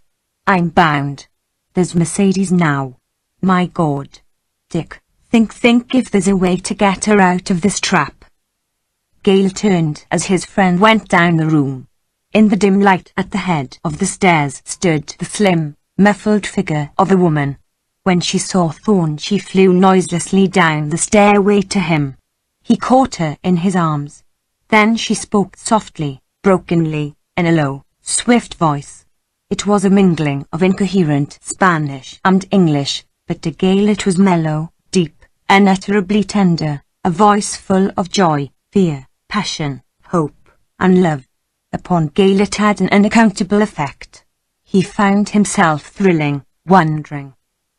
Thorn led the girl to the center of the room, under the light where Gale stood. She had raised a white hand, holding a black-laced mantle half aside. Dick saw a small, dark head, proudly held, an oval face half hidden, white as a flower, and magnificent black eyes. Then Thorn spoke. "Mercedes Dick Gale, an old friend, the best friend I ever had." She swept the mantle back over her head, disclosing a lovely face, strange and striking to Gale in its pride and fire, its intensity. "Senor Gale, I cannot bespeak my happiness." His friend. "Yes, Mercedes, my friend and yours," said Thorn, speaking rapidly. "We'll have need of him. Dear, there's bad news and no time to break it gently. The priest did not come. He must have been detained. And listen, be brave, dear Mercedes, Rogers is here." She uttered an inarticulate cry, the poignant terror of which shook Gale's nerve, and swayed as if she would faint. Thorn caught her, and in husky voice importuned her to bear up. "My darling, for God's sake don't faint, don't go to pieces. We'd be lost. We've got a chance. We'll think of something. Be strong. Fight." It was plain to Gale that Thorn was distracted. He scarcely knew what he was saying. Pale and shaking, he clasped Mercedes to him. Her terror had struck him helpless. It was so intense, it was so full of horrible certainty of what fate awaited her. She cried out in Spanish, beseeching him, and as he shook its head, she changed to English. "Senor, my lover, I will be strong, I will fight, I will obey. But swear by my Virgin, if need be, to save me from Rogers, who will kill me." "Mercedes." "Yes, I'll swear," he replied hoarsely. "I know I'd rather have you dead than, but don't give up. Rogers can't be sure of you, or he wouldn't wait. He's in there. He's got his men, they're all around us. But he hesitates. A beast like Rogers doesn't stand idle for nothing. I tell you, we've a chance. Dick, here, we'll think of something. We'll slip away. Then he'll take you somewhere. Only speak to him, show him you won't weaken. Mercedes, this is more than love and happiness for us. It's life or death." She became quiet, and slowly recovered control of herself. Suddenly she wheeled to face Gale with proud dark eyes, tragic sweetness of appeal, and exquisite grace. "Senor, you are an American. You cannot know the Spanish blood, the peon bandits' hate and cruelty. I wish to die before Rogers's hand touches me. If he takes me alive, then the hour, the little day that my life lasts afterward will be torture of hell. If I live 2 days, his brutal men will have me. If I live 3, the dogs of his camp. Senor, have you a sister whom you love? Help Senor Thorn to save me. He is a soldier. He is bound. He must not betray his honor, his duty, for me. Ah, you two splendid Americans, so big, so strong, so fierce. What is that little black half-breed slave Rogers to such men? Rogers is a coward. Now, let me waste no more precious time. I am ready. I will be brave. She came close to Gale, holding out her white hands, a woman all fire and soul and passion. To Gale she was wonderful. His heart leapt. As he bent over her hands and kissed them, he seemed to feel himself renewed, remade. Senorita, he said, I am happy to be your servant. I can conceive of no greater pleasure than giving the service you require. And what is that? Inquired Thorn, hurriedly. That of incapacitating Senor Rogers for tonight, and perhaps several nights to come, replied Gale. Dick, what will you do? Asked Thorn, now in alarm. I'll make a row in that saloon, returned Dick, bluntly. I'll start something. I'll rush Rogers and his crowd. Lord, no, you mustn't. Dick, you'll be knifed, cried Thorn. He was in distress, yet his eyes were shining. I'll take a chance. Maybe I can surprise that slow grease a bunch and get away before they know what's happened. You be ready watching at the window. When the row starts, those fellows out there in the plaza will run into the saloon. Then you slip out, go straight through the plaza down the street. It's a dark street, I remember. I'll catch up with you before you get far. Thorn gasped, but did not say a word. Mercedes leaned against him, her white hands now at her breast, her great eyes watching Gale as he went out. In the corridor, Gale stopped long enough to pull on a pair of heavy gloves, to mess his hair, and disarrange his collar. Then he stepped into the restaurant, went through, and halted in the door leading into the saloon. His 5 feet 11 inches and 180 pounds were more noticeable there, and it was part of his plan to attract attention to himself. No one, however, appeared to notice him. The pool players were noisily intent on their game. The same crowd of motley-robed Mexicans hung over the reeking bar. Gale's roving glance soon fixed upon the man he took to be Rogers. He recognized the huge, high-peaked, black sombrero with its ornamented band. The Mexican's face was turned aside. He was in earnest, excited colloquy with a dozen or more comrades, most of whom were sitting round a table. They were listening, talking, drinking. The fact that they wore cartridge belts crossed over their breasts satisfied that these were the rebels. He had noted the belts of the Mexicans outside, who were apparently guards. A waiter brought more drinks to this group at the table, and this caused the leader to turn so Gale could see his face. It was indeed the sinister, sneering face of the bandit Rogers. Gale gazed at the man with curiosity. He was under medium height, and striking in appearance only because of his dandified dress and evil visage. He wore a lace scarf, a tight, bright-buttoned jacket, a buckskin vest embroidered in red, a sash and belt joined by an enormous silver clasp. Gale saw again the pearl-handled gun swinging at the bandit's hip. Jewels flashed in his scarf. There were gold rings in his ears and diamonds on his fingers. Gale became conscious of an inward fire that threatened to overrun his coolness. Other emotions harried his self-control. It seemed as if sight of the man liberated or created a devil in Gale.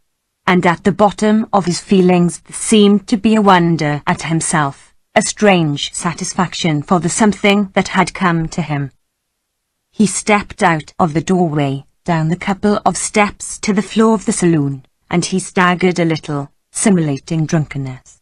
He fell over the pool tables, jostled Mexicans at the bar, laughed like a maudlin fool, and, with his hat slouched down, crowded here and there. Presently his eye caught sight of the group of cowboys whom he had before noticed with such interest. They were still in a corner, somewhat isolated. With fertile mind working, Gale lurched over to them. He remembered his many unsuccessful attempts to get acquainted with cowboys. If he were to get any help from these silent, aloof rangers, it must be by striking fire from them in one swift stroke. Planting himself squarely before the two tall cowboys who were standing, he looked straight into their lean, bronzed faces. He spared a full moment for that keen, cool gaze before he spoke. "I'm not drunk. I'm throwing a bluff, and I mean to start a roughhouse. I'm going to rush that damned bandit Rogers. It's to save the girl, to give her lover, who is my friend, her chance to escape with her. When I start a row, my friend will try to slip out with her. Every door and window is watched. I've got to raise hell to draw the guards in. Well, you're my countryman. We're in Mexico. A beautiful girl's honor and life are at stake. Now, gentlemen, watch me." One cowboy's eyes narrowed, blinking a little, and his lean jaw dropped. The other's hard face rippled with a fleeting smile. Gale backed away, and his pulse leapt when he saw the two cowboys, as if with one purpose, slowly stride after him. Then Gale swerved, staggering along, brushed against the tables, kicked over the empty chairs. He passed Rogers and his gang, and out of the tail of his eye saw that the bandit was watching him, waving his hands and talking fiercely. The hum of the many voices grew louder, and Winter clutched against the table, overturning it and spilling glasses into the laps of several Mexicans. There arose a shrill cry. He had succeeded in attracting attention. Almost every face turned his way. One of the insulted men, a little tawny fellow, leapt up to confront Gale, and in a frenzy screamed a volley of Spanish, of which Gale distinguished Gringo. The Mexican stamped and made a threatening move with his right hand. Dick swung his leg and with a swift side kick knocked the fellow's feet from under him, whirling him down with a thud. The action was performed so suddenly, so adroitly, it made the Mexican such a weakling, so like a tumbled tenpin, that the shrill jabbering hushed. Gale knew this to be the significant moment. Wheeling, he rushed at Rogers. It was his old line-breaking plunge. Neither Rogers nor his men had time to move. The black-skinned bandit's face turned a dirty white, his jaw dropped. He would have shrieked if Gale had not hit him. The blow swept him backward against his men. Then Gale's heavy body, swiftly following with the momentum of the thrush, struck the little group of rebels. They went down with table and chairs in a sliding crash. Gale, carried by his plunge, went with them. Like a cat, he landed on top. As he rose, his powerful hands fastened on Rogers. He jerked the little bandit off the tangled pile of struggling, yelling men, and, swinging him with terrific force, let go his hold. Rogers slid along the floor, knocking over tables and chairs. Gale bounded back, dragged Rogers up, handling him as if he were a limp sack. A shot rang out above the yells. Gale heard the jingle of breaking glass. The room darkened perceptibly. He flashed a glance backward. The two cowboys were between him and the crowd of frantic rebels. One cowboy held two guns low down, level in front of him. The other had his gun raised and aimed. On the instant it spouted red and white. With a crack came the crushing of glass, another darkening shade over the room. With a cry, Gale slung the bleeding Rogers from him. The bandit struck a table, toppled over it, fell, and lay prone. Another shot made the room full of moving shadows, with light only back of the bar. A white-clad figure rushed at Gale. He tripped the man, but had to kick hard to disengage himself from grasping hands. Another figure closed in on Gale. This one was dark, swift. A blade glinted, described a circle a lot. Simultaneously with a close, Red flashed, the knife wavered, the man wielding it stumbled backward. In the din Gale did not hear a report, but the Mexican's fall was significant. Then pandemonium broke loose. The din became raw. Gale heard shots that sounded like dull spats in the distance. The big lamp behind the bar seemingly split, then sputtered and went out, leaving the room in darkness. Gale leapt toward the restaurant door, which was outlined faintly by the yellow light within. Right and left he pushed the groping men who jostled with him. He vaulted a pool table, sent tables and chairs flying, and gained the door, to be the first of a wedging mob to squeeze through. One sweep of his arm knocked the restaurant lamp from its stand, and he ran out, leaving darkness behind him. A few bounds took him into the parlor. It was deserted. Thorne had gotten away with Mercedes. It was then Gale slowed up. For the space of perhaps 60 seconds he had been moving with startling velocity. He peered cautiously out into the plaza. The paths, the benches, the shady places under the trees contained no skulking men. He ran out, keeping to the shade, and did not go into the path till he was halfway through the plaza. Under a street lamp at the far end of the path he thought he saw two dark figures. He ran faster, and soon reached the street. The uproar back in the hotel began to diminish, or else he was getting out of hearing. The few people he saw close at hand were all coming his way, and only the foremost showed any excitement. Gale walked swiftly, peering ahead for two figures. Presently he saw them, one tall, wearing a cape, the other slight, mantled. Gale drew a sharp breath of relief. Thorne and Mercedes were not far ahead. From time to time Thorne looked back. He strode swiftly, almost carrying Mercedes, who clung closely to him. She, too, looked back. Once Gale saw her white face flash in the light of the street lamp. He began to overhaul them, and soon, when the last lamp had been passed and the street was dark, he ventured the whistle. Thorne heard it, for he turned, whistled a low reply, and went on. Not for some distance beyond, where the street ended in open country, did they halt to wait. The desert began here. Gale felt the soft sand under his feet and saw the grotesque forms of cactus. Then he came up with the fugitives. "Dick, are you all right?" panted Thorne, grasping Gale. "I'm out of breath but O.K., replied Gale. Good, good, choked Thorne.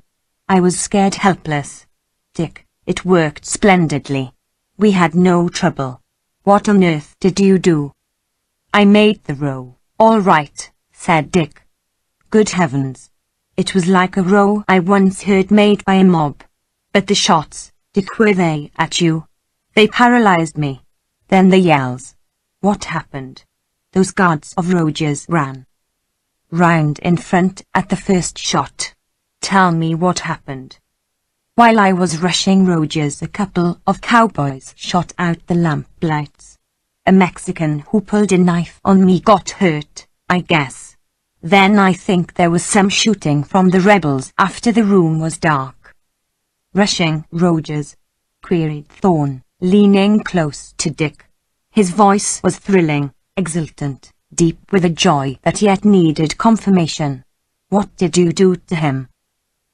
"I handed him one offside, tackled, then tried a forward pass," replied Dick, lightly speaking the football vernacular so familiar to Thorne. Thorne leaned closer, his fine face showing fierce uncorded in the starlight. "Tell me straight," he demanded, in thick voice. Gale then divined something of the suffering Thorne had undergone, something of the hot, wild, vengeful passion of a lover who must have brutal truth. It stilled Dick's lighter mood, and he was about to reply when Mercedes pressed close to him, touched his hands, looked up into his face with wonderful eyes. He thought he would not soon forget their beauty, the shadow of pain that had been, the hope dawning so fugitively. "Dear lady," said Gale, with voice not wholly steady, "Rogers himself will hound you no more tonight, nor for many nights." She seemed to shake, to thrill, to rise with the intelligence. She pressed his hand close over her heaving breast. Gail felt the quick throb of her heart. "Senor! Senor Dick!" she cried. Then her voice failed. But her hands flew up. Quick as a flash she raised her face, kissed him. Then she turned and with a sob fell into Thorne's arms. There ensued a silence broken only by Mercedes sobbing. Gail walked some paces away. If he were not stunned, he certainly was agitated. The strange, sweet fire of that girl's lips remained with him. On the spur of the moment he imagined he had a jealousy of Thorne. But presently this passed. It was only that he had been deeply moved, stirred to the depths during the last hour, had become conscious of the awakening of a spirit. What remained with him now was the splendid glow of gladness that he had been of service to Thorne. And by the intensity of Mercedes' abandon of relief and gratitude he measured her agony of terror and the fate he had spared her. "Dick, Dick, come here," called Thorne softly. "Let's pull ourselves together now. We've got a problem yet. What to do? Where to go? How to get any place? We don't dare risk the station, the corrals where Mexicans hire out horses. We're on good old United States ground this minute, but we're not out of danger." As he paused, evidently hoping for a suggestion from Gail, the silence was broken by the clear, ringing peal of a bugle. Thorne gave a violent start. Then he bent over, listening. The beautiful notes of the bugle floated out of the darkness, clearer, sharper, faster. "It's a call, Dick. It's a call," he cried. Gail had no answer to make. Mercedes stood as if stricken. The bugle call ended. From a distance another faintly pealed. There were other sounds too remote to recognize. Then scattering shots rattled out. "Dick, the rebels are fighting somebody," burst out Thorne, excitedly. "The little federal garrison still holds its stand. Perhaps it is attacked again. Anyway, there's something doing over the line. Maybe the crazy greasers are firing on our camp. We've feared it in the dark. And here I am, away without leave, practically a deserter. Go back, before you're too late," cried Mercedes. "Better make tracks, Thorne," added Gail. "It can't help our predicament for you to be arrested. I'll take care of Mercedes." No, replied Thorne. "I can get away, avoid arrest. That'd be all right for the immediate present. But it's not best for the future. George, a deserter is a deserter. Better hurry. Leave the girl to me till tomorrow." Mercedes embraced her lover, begged him to go. Thorne wavered. "Dick, I'm up against it," he said. "You're right. If only I can get back in time. But, oh, I hate to leave her. Old fellow, you've saved her. I already owe you everlasting gratitude. Keep out of Casita, Dick. The United States side might be safe, but I'm afraid to trust it at night. Go out in the desert, up in the mountains, in some safe place. Then come to me in camp. We'll plan. I'll have to confide in Colonel Weed. Maybe he'll help us. Hide her from the rebels, that's all." He wrung Dick's hand, clasped Mercedes tightly in his arms, kissed her, and murmured low over her, then released her to rush off into the darkness. He disappeared in the gloom. The sound of his dull footfalls gradually died away. For a moment the desert silence oppressed Gail. He was unaccustomed to such strange stillness. There was a low stir of sand, a rustle of stiff leaves in the wind. How white the stars burned. Then a coyote barked, to be bayed by a dog. Gail realized that he was between the edge of an unknown desert and the edge of a hostile town. He had to choose the desert, because, Though he had no doubt that in Casita there were many Americans who might befriend him, he could not chance the risks of seeking them at night. He felt a slight touch on his arm, felt it move down, felt Mercedes slip a trembling cold little hand into his. Dick looked at her. She seemed a white-faced girl now, with staring, frightened black eyes that flashed up at him. If the loneliness, the silence, the desert, the unknown dangers of the night affected him, what must they be to this hunted, driven girl? Gale's heart swelled. He was alone with her. He had no weapon, no money, no food, no drink, no covering, nothing except his 2 hands. He had absolutely no knowledge of the desert, of the direction or whereabouts of the boundary line between the republics. He did not know where to find the railroad, or any road or trail, or whether or not there were towns near or far. It was a critical, desperate situation. He thought first of the girl, and groaned in spirit, prayed that it would be given him to save her. When he remembered himself, it was with a stunning consciousness that he could conceive of no situation which he would have exchanged for this one where fortune had set him a perilous task of loyalty to a friend, to a helpless girl. "Senor, senor," suddenly whispered Mercedes, clinging to him. "Listen. I hear horses coming." Chapter 4. A Flight into the Desert. Uneasy and startled, Gale listened and, hearing nothing, wondered if Mercedes's fears had not worked upon her imagination. He felt a trembling seize her, and he held her hands tightly. "You were mistaken, I guess," he whispered. "No, no, senor." Dick turned his ear to the soft wind. Presently he heard, or imagined he heard, low beats. Like the first faint, far-off beats of a drumming grouse, they recalled to him the Illinois forests of his boyhood.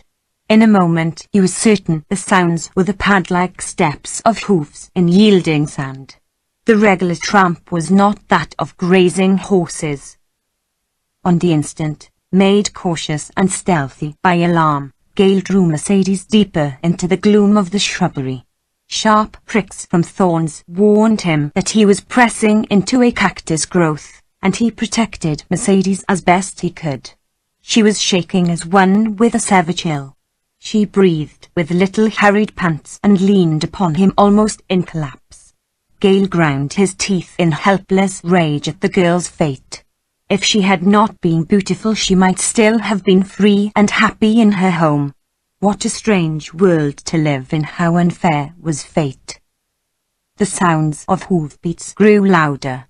Gale made out a dark moving mass against a background of dull grey. There was a line of horses. He could not discern whether or not all the horses carried riders. The murmur of a voice struck his ear, then a low laugh. It made him tingle, for it sounded American. Eagerly he listened. There was an interval when only the hoofbeats could be heard. "It sure was, laddie, it sure was," came a voice out of the darkness. "Roughhouse. Laddie, since wire fences drove us out of Texas we ain't seen the like of that. And we never had such a call." "Call? It was a burnin' roast," replied another voice. "I felt low down. He vamoosed some sudden, and I hope he and his friends shook the dust of Casita. That's a rotten town, Jim." Gale jumped up in joy. What luck! The speakers were none other than the 2 cowboys whom he had accosted in the Mexican hotel. "Hold on, fellows," he called out, and strode into the road. The horses snorted and stamped. Then followed swift rustling sounds, a clinking of spurs, then silence. The figures loomed clearer in the gloom. Gale saw 5 or 6 horses, 2 with riders, and 1 other, at least, carrying a pack. When Gale got within 15 feet of the group, the foremost horseman said, "I reckon that's close enough, stranger." Something in the cowboy's hand glinted darkly bright in the starlight. "You'll recognize me, if it wasn't so dark," replied Gale, halting. I spoke to you a little while ago in the saloon back there. Come over and let's see you, said the cowboy curtly. Gale advanced till he was close to the horse. The cowboy leaned over the saddle and peered into Gale's face. Then, without a word, he sheathed the gun and held out his hand. Gale met a grip of steel that warmed his blood. The other cowboy got off his nervous, spirited horse and threw the bridle.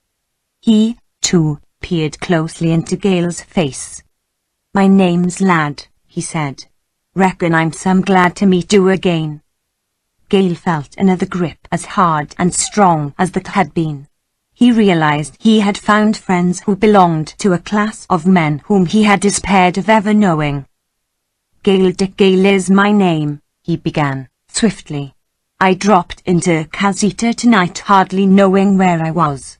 A boy took me to that hotel. There I met an old friend whom I had not seen for years. He belongs to the cavalry stationed here. He had befriended a Spanish girl, fallen in love with her. Rogers had killed this girl's father, tried to abduct her. You know what took place at the hotel? Gentlemen, if it's ever possible, I'll show you how I appreciate what you did for me there. I got away, found my friend with the girl. We hurried out here beyond the edge of town. Then Thorne had to make a break for camp. We heard bugle calls, shots, and he was away without leave. That left the girl with me. I don't know what to do.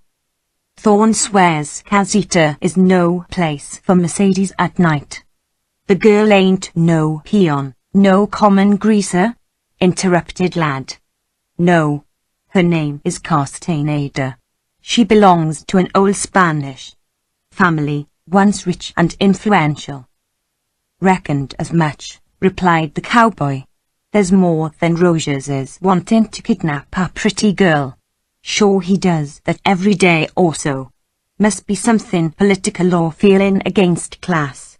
Well, Casita ain't no place for your friend's girl at night or day, or any time. Sure, there's Americans who'd take her in and fight for her, if necessary. But it ain't wise to risk that. Lash, what do you say?" "It's been getting hot around this greaser corral for some weeks," replied the other cowboy.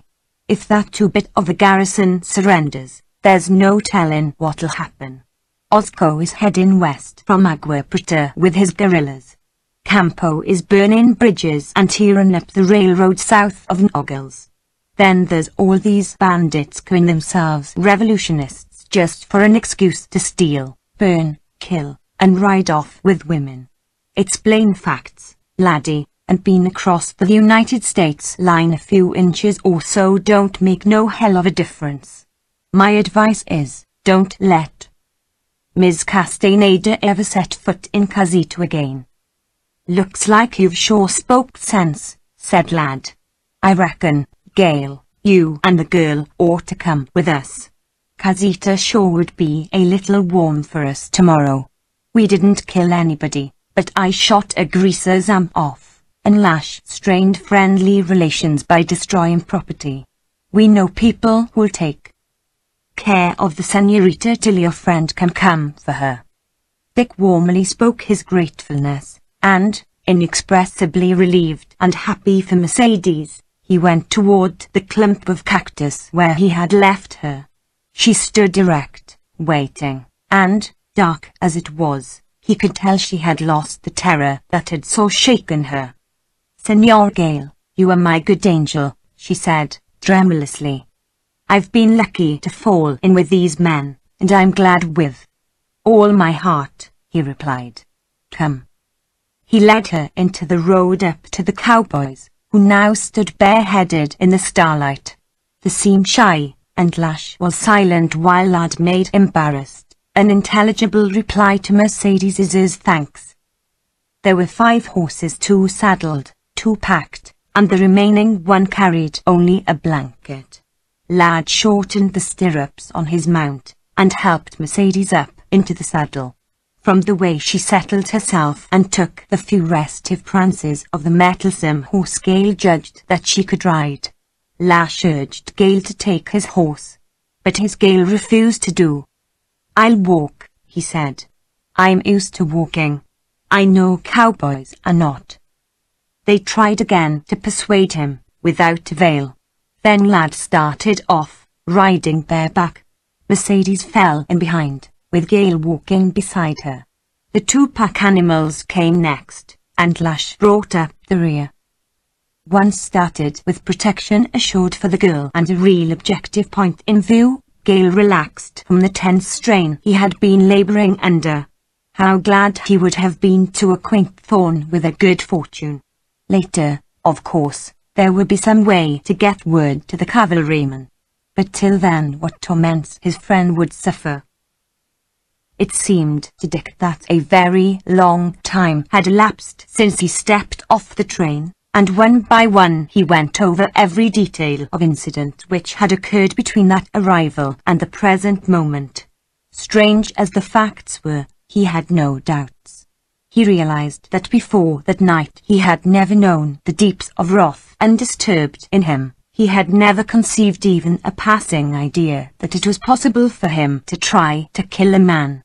His right hand was swollen stiff, so sore that he could scarcely close it. His knuckles were bruised and bleeding, and ached with a sharp pain. Considering the thickness of his heavy glove, Gale was of the opinion that so to bruise his hand he must have struck Rogers a powerful blow. He remembered that for him to give or take a blow had been nothing. This blow to Rogers, however, had been a different matter. The hot wrath which had been his motive was not puzzling, but the effect on him after he had cooled off, a subtle difference. Something puzzled and eluded him. The more it baffled him, the more he pondered. All those wandering months of his had been filled with dissatisfaction, yet he had been too apathetic to understand himself. So he had not been much of a person to try. Perhaps it had not been the blow to Rogers any more than other things that had wrought some change in him. His meeting with Thorn, the wonderful black eyes of a Spanish girl, her appeal to him, the hate inspired by Rogers, and the rush, the blow, the action, sight of Thorn and Mercedes hurrying safely away, the girl's hand pressing his to her heaving breast, the sweet fire of her kiss, the fact of her being alone with him, dependent upon him, all these things Gale turned over and over in his mind, only to fail of any definite conclusion as to which had affected him so remarkably, or to tell what had really happened to him. Had he fallen in love with Thorn's sweetheart? The idea came in a flash. Was he, all in an instant, and by one of those incomprehensible reversals of character, jealous of his friend? Dick was almost afraid to look up at Mercedes. Still he forced himself to do so, and as it chanced Mercedes was looking down at him. Somehow the light was better, and he clearly saw her white face, her black and starry eyes, her perfect mouth. With a quick, graceful impulsiveness she put her hand upon his shoulder. Like her appearance, the action was new, strange, striking to Gale. But it brought home suddenly to him the nature of gratitude and affection in a girl of her blood. It was sweet and sisterly. He knew then that he had not fallen in love with her.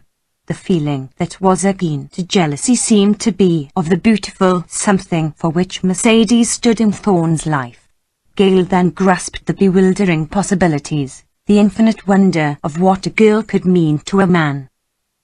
The other haunting intimations of change seemed to be elusively blended with sensations, their heat and thrill of action, the sense of something done and more to do, the utter vanishing of an old weary hunt for he knew not what. Maybe it had been a hunt for work, for energy, for spirit, for love, for his real self. Whatever it might be, there appeared to be now some hope of finding it. The desert began to lighten. Grey openings in the border of shrubby growths changed to paler hue. The road could be seen some rods ahead, and it had become a stony descent down, steadily down. Dark ridgebacks of mountains bounded the horizon, and all seemed near at hand, hemming in the plain. In the east a white glow grew brighter and brighter, reaching up to a line of cloud, defined sharply below by a rugged notched range. Presently a silver circle rose behind the black mountain, and the gloom of the desert underwent a transformation. From a grey mantle it changed to a transparent haze. The moon was rising. "Senor, I am cold," said Mercedes. Dick had been carrying his coat upon his arm. He had felt warm, even hot, and had imagined that the steady walk had occasioned it. But his skin was cool. The heat came from an inward burning. He stopped the horse and raised the coat up, and helped Mercedes put it on. "I should have thought of you," he said. "But I seem to feel warm. The coat's a little large. We might wrap it round you twice." Mercedes smiled and lightly thanked him in Spanish. The flash of mood was in direct contrast to the appealing, passionate, and tragic states in which he had successively viewed her, and it gave him a vivid impression of what vivacity and charm she might possess under happy conditions. He was about to start when he observed that Lad had halted and was peering ahead in evident caution. Mercedes' horse began to stamp impatiently, raised his ears and head, and acted as if he was about to neigh. A warning hissed from Lad bade Dick to put a quieting hands on the horse. Lash came noiselessly forward to join his companion. The two then listened and watched. An uneasy yet thrilling stir ran through Gale's veins. This scene was not fancy.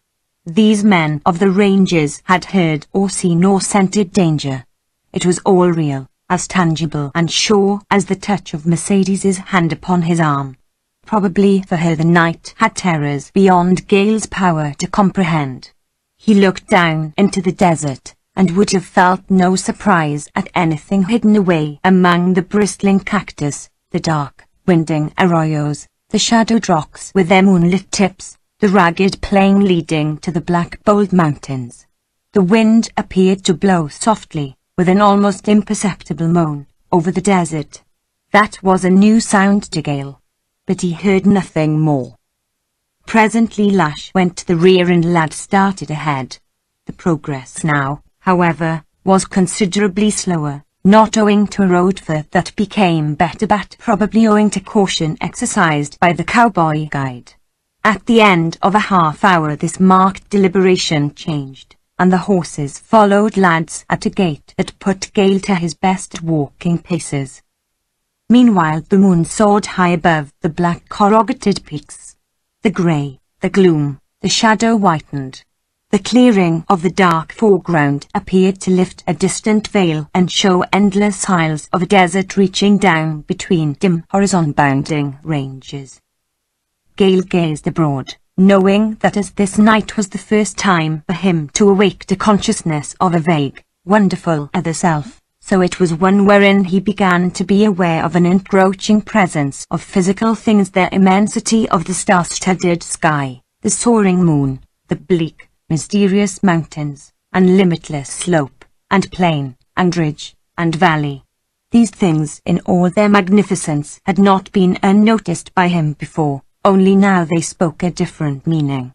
A voice that he had never heard called him to see, to feel the vast hard externals of heaven and earth, all that represented the open, the free, silence and solitude and space. Once more his thoughts, like his steps, were halted by Lad's actions. The cowboy reined in his horse, listened a moment, then swung down out of the saddle. He raised a cautioning hand to the others, then slipped into the gloom and disappeared. Gale marked that the halt had been made in a ridged and cut-up pass between low mesas. He could see the columns of cactus standing out black against the moon-white sky. The horses were evidently tiring, for they showed no impatience. Gale heard their panting breaths, and also the bark of some animal, a dog or a coyote. It sounded like a dog, and this led Gale to wonder if there was any house near at hand. To the right, up under the ledges some distance away, stood two square black objects, too uniform, he thought, to be rocks. While he was peering at them, uncertain what to think, the shrill whistle of a horse pealed out, to be followed by the rattling of hoofs on hard stone. Then a dog barked. At the same moment that lad hurriedly appeared in the road, a light shone out and danced before one of the square black objects.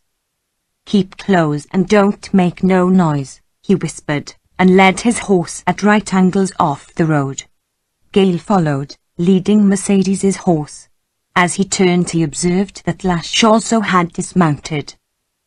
To keep closely at lad's heels without brushing the cactus or stumbling over rocks and depressions was a task Gale found impossible. After he had been stabbed several times by the bayonet-like spikes, which seemed invisible, the matter of caution became equally one of the self-preservation. Both the cowboys, Dick had observed, wore leather chaps. It was no easy matter to lead a spirited horse through the dark, winding lanes walled by thorns. Mercedes' horse often balked and had to be coaxed and carefully guided.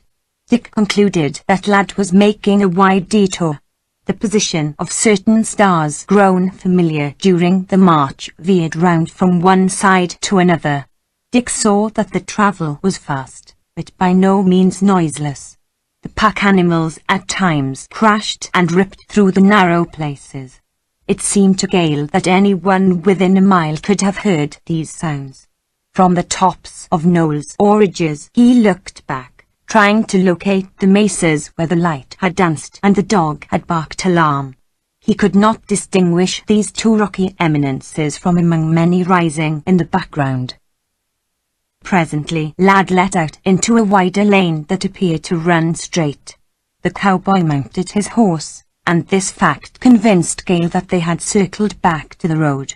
The march proceeded then once more at a good, steady, silent walk. When Dick consulted his watch, he was amazed to see that the hour was still early. How much had happened in little time. He now began to be aware that the night was growing colder, and, strange to him, he felt something damp that in a country he knew he would have recognized as dew. He had not been aware there was dew on the desert. The wind blew stronger, the stars shone whiter, the sky grew darker, and the moon climbed toward the zenith. The road stretched level for miles, then crossed arroyos and ridges, wound between mounds of broken ruined rock, found a level again, and then began a long ascent. Dick asked Mercedes if she was cold, and she answered that she was, speaking especially of her feet, which were growing numb. Then she asked to be helped down to walk a while. At first she was cold and lame, and accepted the helping hand Dick proffered. After a little, however, she recovered and went on without assistance. Dick could scarcely believe his eyes, as from time to time he stole a sidelong glance at this silent girl, who walked with lithe and rapid stride. She was wrapped in his long coat, yet it did not hide her slender grace. He could not see her face, which was concealed by the black mantle. A low-spoken word from lad recalled Gale to the question of surroundings and of possible dangers. Lad had halted a few yards ahead. They had reached the summit of what was evidently a high ridge which sloped with much greater steepness on the far side. It was only after a few more forward steps, however, that Dick could see down the slope. Then full in view flashed a bright campfire around which clustered a group of dark figures. They were encamped in a wide arroyo, where horses could be seen grazing in black patches of grass between clusters of trees. A second look at the campers told Gale they were Mexicans. At this moment Lash came forward to join Lad, and the two spent a long, uninterrupted moment studying the arroyo. A hoarse laugh, faint yet distinct, floated up on the cool wind. "Well, laddie, what are you making of that outfit?" inquired Lash, speaking softly.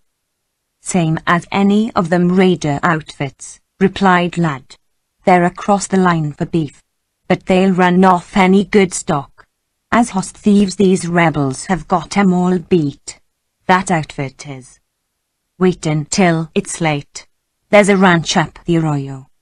Gale heard the first speaker curse under his breath.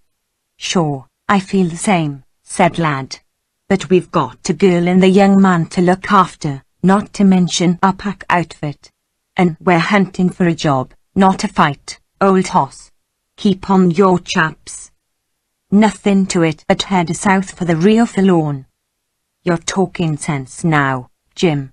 I wish we'd headed that way long ago. But it ain't strange I'd want to travel away from the border, thinking of the girl. Jim, we can't go round this greaser outfit and strike the road again. Too rough. So we'll have to give up getting to San Felipe. Perhaps it's just as well, laddie. Rio Forlorn is on the borderline, but it's country where these rebels ain't been yet. Wait till they learn of the Oasis and Belden's hosses, exclaimed Laddie. I'm not anticipating peace anywhere along the border, Jim. But we can't go ahead, we can't go back. What'll we do, Laddie? It's a hike to Belden's ranch. And if we get there in daylight, some greaser will see the girl before Belden can hide her. It'll get talked about. The news'll travel to Casita like sage balls before the wind. Sure, we won't ride into Rio Forlorn in the daytime. Let's slip the packs, Jim. We can hit them off in the cactus and come back after them. With a young man riding, The whispering was interrupted by a loud ringing neigh that whistled up from the arroyo. One of the horses had scented the travelers on the ridge top. The indifference of the Mexicans changed to attention. Lad and Lash turned back and led the horses into the first opening on the south side of the road. There was nothing more said at the moment, and manifestly the cowboys were in a hurry. Gale had to run in the open places to keep up. When they did stop, it was welcome to Gale, for he had begun to fall behind. The packs were slipped, securely tied and hidden in a mesquite clump. Lass strapped a blanket around one of the horses. His next move was to take off his chaps.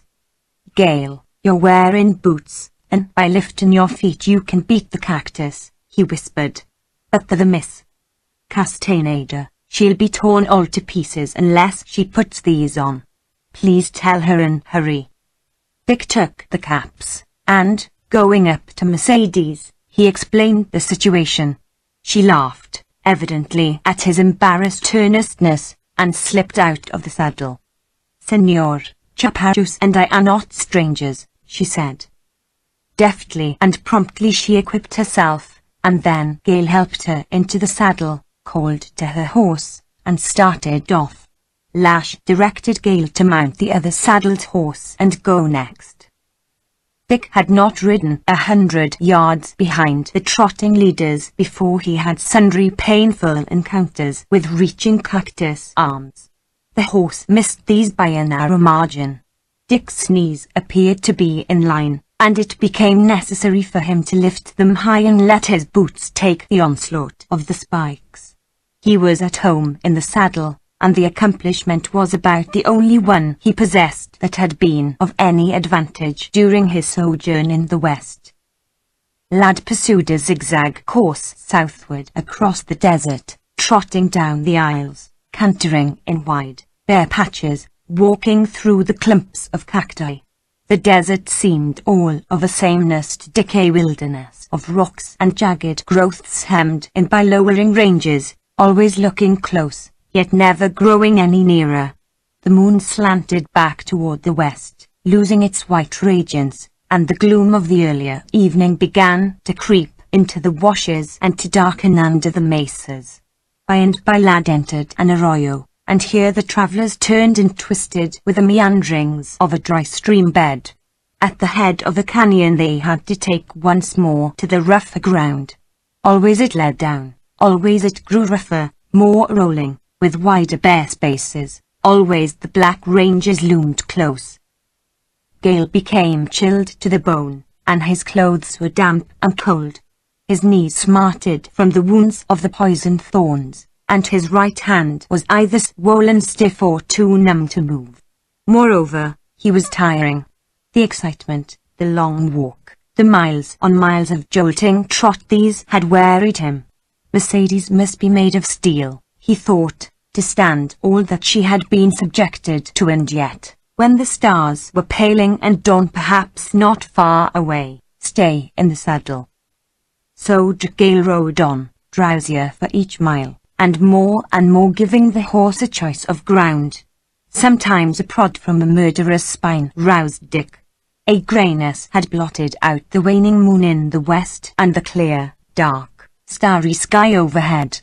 Once when Gale, thinking to fight his weariness, raised his head, he saw that one of the horses in the lead was riderless. Lad was carrying Mercedes. Dick marvelled that her collapse had not come sooner. Another time, rousing himself again, he imagined they were now on a good hard road. It seemed that hours passed, though he knew only little time had elapsed, when once more he threw off the spell of weariness. He heard a dog bark. Tall trees lined the open lane down which he was riding. Presently in the grey gloom he saw low, square houses with flat roofs. Lad turned off to the left down another lane, gloomy between trees. Every few rods there was one of the squat houses.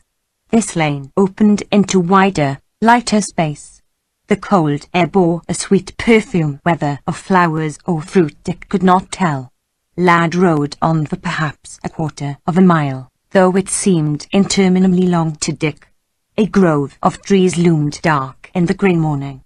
Lad entered it and was lost in the shade. Dick rode on among trees. Presently he heard voices, and soon another house, low and flat like the others, but so long he could not see the farther end, stood up blacker than the trees. As he dismounted, cramped and sore, he could scarcely stand. Lash came alongside. He spoke, and someone with a big, hearty voice replied to him. Then it seemed to Dick that he was led into blackness like pitch, where, presently, he felt blankets thrown on him, and then his drowsy faculties faded. Chapter 5. Forlorn River. When Dick opened his eyes, a flood of golden sunshine streamed in at the open window under which he lay. His first thought was one of blank wonder as to where in the world he happened to be. The room was large, square, adobe-walled. It was littered with saddles, harness, blankets. Upon the floor was a bed spread out upon a tarpaulin. Probably this was where someone had slept. The sight of huge dusty spurs, a gun belt with sheath and gun, and a pair of leather chaps bristling with broken cactus thorns recalled to Dick the cowboys, the ride, Mercedes, and the whole strange adventure that had brought him there.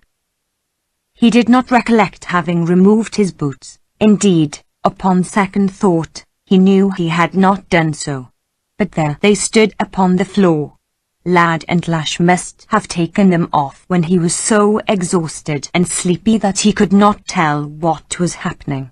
He felt a dead weight of complete lassitude, and he did not want to move. A sudden pain in his hand caused him to hold it up. It was black and blue, swollen to almost twice its normal size, and stiff as a board. The knuckles were skinned and crusted with dry blood. Dick soliloquized that it was the worst-looking hand he had seen since football days, and that it would inconvenience him for some time. A warm, dry, fragrant breeze came through the window. Dick caught again the sweet smell of flowers or fruit. He heard the fluttering of leaves, the murmur of running water, the twittering of birds, then the sound of approaching footsteps and voices. The door at the far end of the room was open. Through it he saw poles of peeled wood upholding a porch roof, a bench, rose bushes in bloom, grass, and beyond these bright green foliage of trees. "He sure was sleeping when I looked in an hour ago," said a voice that Dick recognized as Lad's. "Let him sleep," came the reply in deep, good-natured tones. "Mrs. B. says the girls never moved. Must have been a tough ride for them both. 40 miles through cactus." "Young Gale hoofed on near half the way," replied Lad. "We tried to make him ride one of our horses. If we had, we'd never got here. A walk like that'd killed me and Jim. Well, laddie, I'm right down glad to see you boys, and I'll do all I can for the young couple, said the other. But I'm doing some worry here, don't mistake me. About your stock? I've got only a few head of cattle at the oasis now. I'm worrying some, mostly about my horses. The U.S. is doing some worrying, too, don't mistake me. The rebels have worked west and north as far as Casita. There are no cavalrymen along the line beyond Casita, and there can't be. It's practically waterless desert. But these rebels are desert men. They could cross the line beyond the Rio Forlorn and smuggle arms into Mexico. Of course, my job is to keep tab on Chinese and Japs trying to get into the United States from Magdalena Bay. But I'm supposed to patrol the borderline. I'm going to hire some rangers. Now, I'm not so afraid of being shot up, though out in this lonely place there's danger of it. What I'm afraid of most is losing that bunch of horses. If any rebels come this far, or if they ever hear of my horses, they're going to raid me. You know what those guerrilla Mexicans will do for horses. They're crazy on horse flesh. They know fine horses. They breed the finest in the world. So I don't sleep nights anymore. Reckon me and Jim might as well tie up with you for a spell, Belden. We've been riding up and down Arizona trying to keep out of sight of wire fences. Laddie, it's open enough around Forlorn River to satisfy even an old-time cowpuncher like you, laughed Belding. I'd take your staying on as some favor, don't mistake me. Perhaps I can persuade the young man Gale to take a job with me. That's sure likely. He said he had no money, no friends. And if a scrapper's all you're looking for he'll do, replied Lad, with a dry chuckle. Mrs. B. will throw some broncho capers round this ranch when she hears I'm going to hire a stranger. Why? Well, there's Nell, and you said this Gale was a young American. My wife will be scared to death for fear Nell will fall in love with him. Laddie choked off a laugh, then evidently slapped his knee or Belding's, for there was a resounding smack. He's a fine-spoken, good-looking chap, you said? Went on Belding. Sure he is, said Laddie, warmly. What do you say, Jim? By this time Dick Gale's ears began to burn, and he was trying to make himself deaf when he wanted to hear every little word. Husky young fellow, nice voice, steady, clear eyes, kinda proud, I thought, and some handsome, he was, replied Jimalash. Maybe I ought to think twice before taking a stranger into my family, said Belding, seriously. Well, I guess he's all right, Laddie, being the cavalryman's friend. No bum or lunger? He must be all right? Bum? Lunger? Say, didn't I tell you I shook hands with this boy and was plumb glad to meet him? Demanded Laddie, with considerable heat. Manifestly he had been affronted. Tom Belden, he's a gentleman, and he could lick you in half a second. How about that, Jim? Less time, replied Lush. Tom, here's my stand. Young Gale can have my horse, my gun, anything of mine. Or, I didn't mean to insult you, boys, don't mistake me, said Belding. Course he's all right. The object of this conversation lay quiet upon his bed, thrilling and amazed at being so championed by the cowboys, delighted with Belding's idea of employing him, and much amused with the quaint seriousness of the three. How's the young man? Called a woman's voice. It was kind and mellow and earnest. Gale heard footsteps on flagstones. He's asleep yet, wife, replied Belding. Guess he was pretty much knocked out. I'll close the door so we won't wake him. There were slow, soft steps, then the door softly closed. But the fact scarcely made a perceptible difference in the sound of the voices outside. Laddie and Jim are going to stay, went on Belding. It'll be like the old Panhandle days a little. I'm powerful glad to have the boys, Nellie. You know I meant to send to Casita to ask them. We'll see some trouble before the revolution is ended. I think I'll make this young man Gale an offer. He isn't a cowboy? Asked Mrs. Belding, quickly. No. Sure he'd make a damn good one, put in Laddie. What is he? Who is he? Where did he come from? Surely you must be. Laddie swears he's all right, interrupted the husband. That's enough reference for me. Isn't it enough for you? Humphrey. Laddie knows a lot about young men, now doesn't he, especially strangers from the East? Tom, you must be careful. Wife, I'm only too glad to have a nervy young chap come along. What sense is there in your objection if Jim and Laddie stick up for him? But, Tom, he'll fall in love with Nell, protested Mrs. Belding. Well, wouldn't that be regular?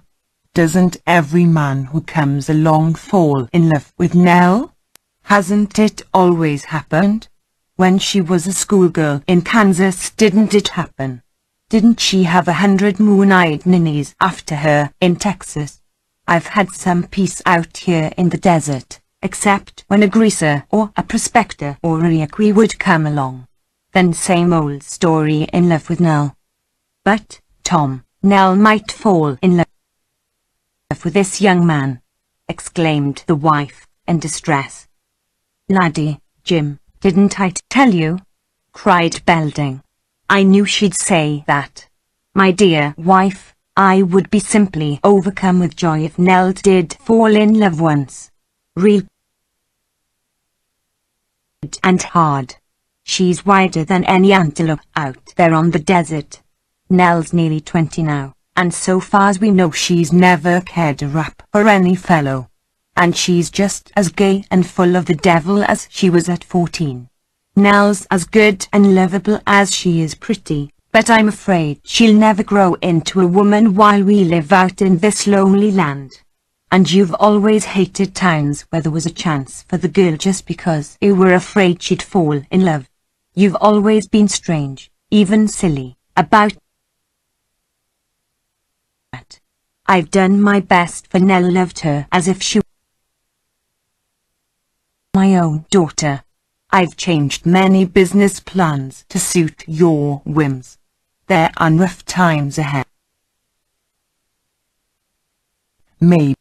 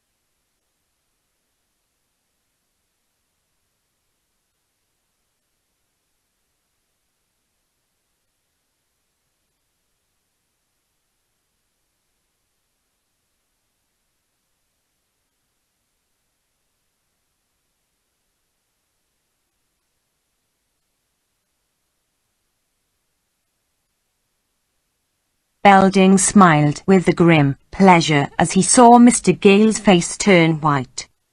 Dick halted beside the table. His heavy boot shot up, and with a crash the table split, and glasses, cards, chips flew everywhere.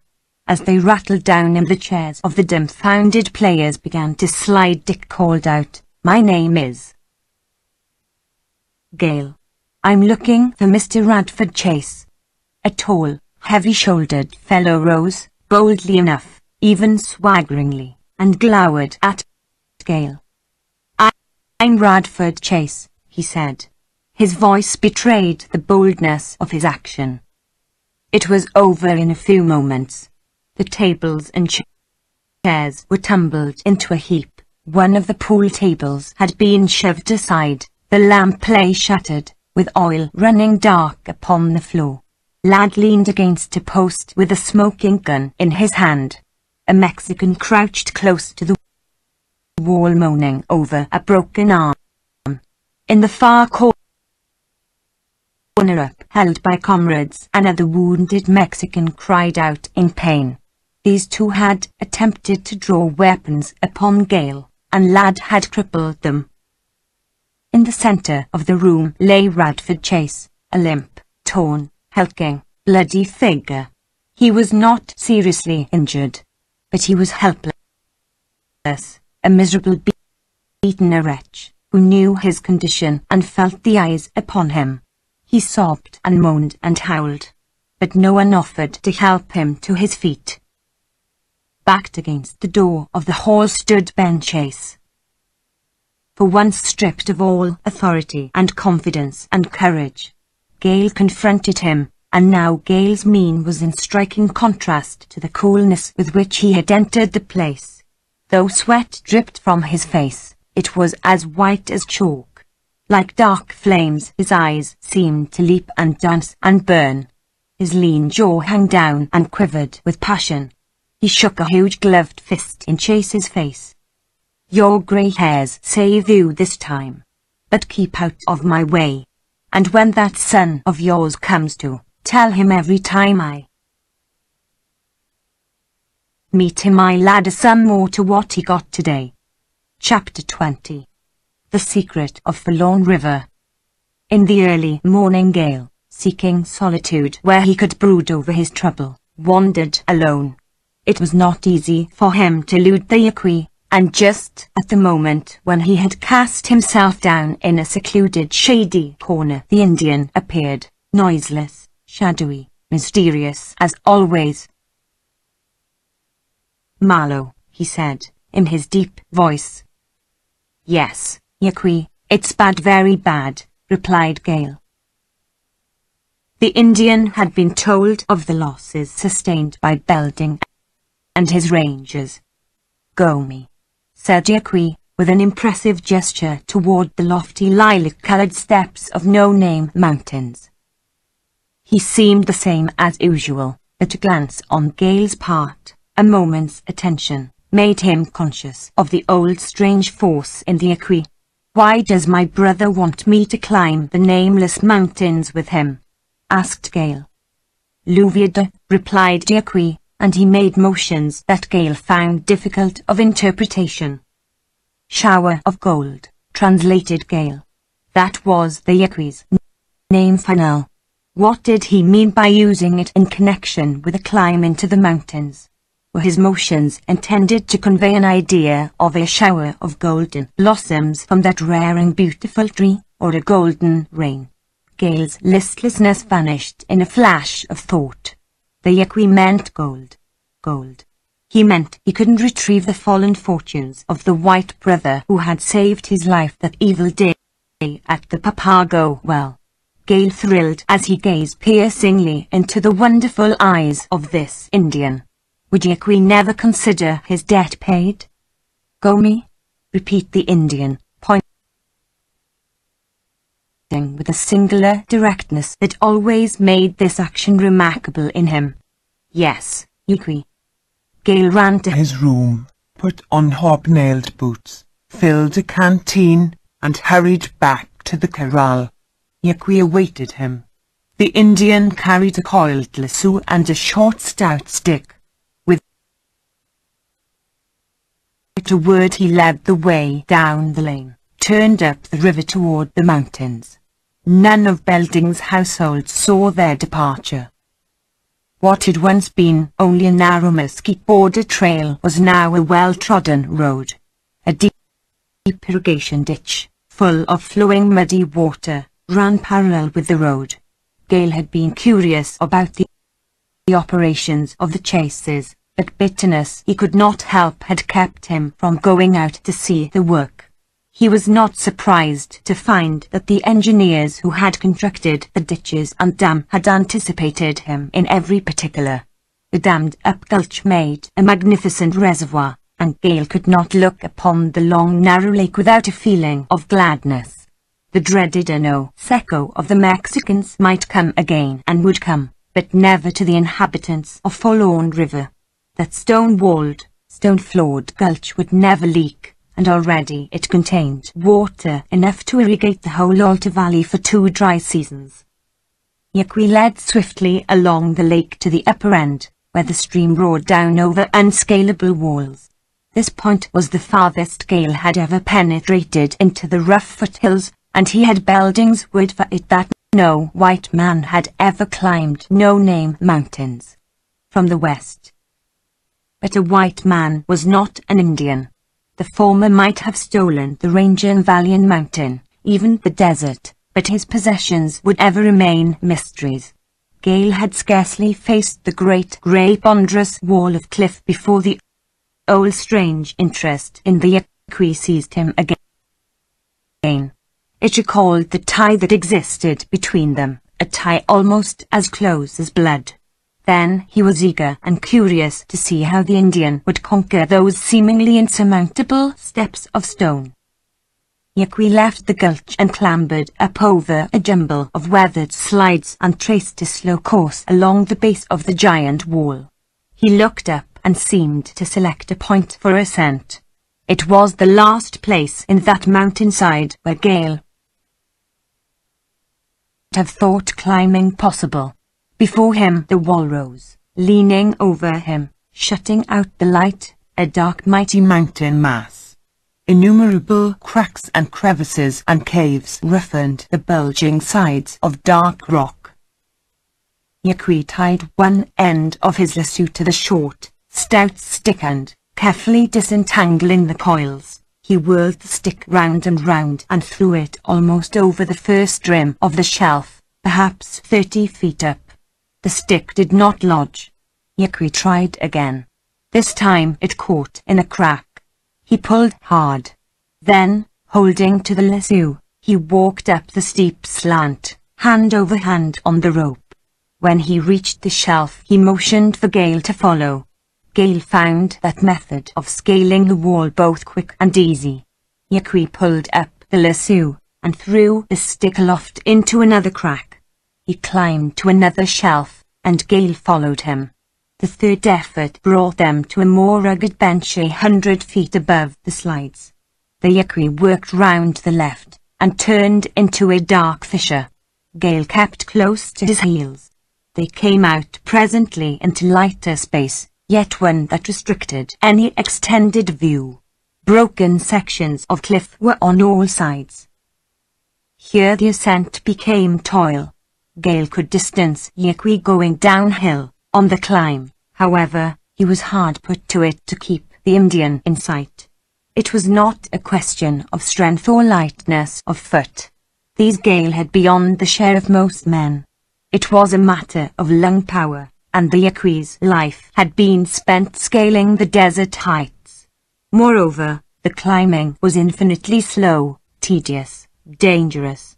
On the way up, several times Gale imagined he heard a dull roar of falling water.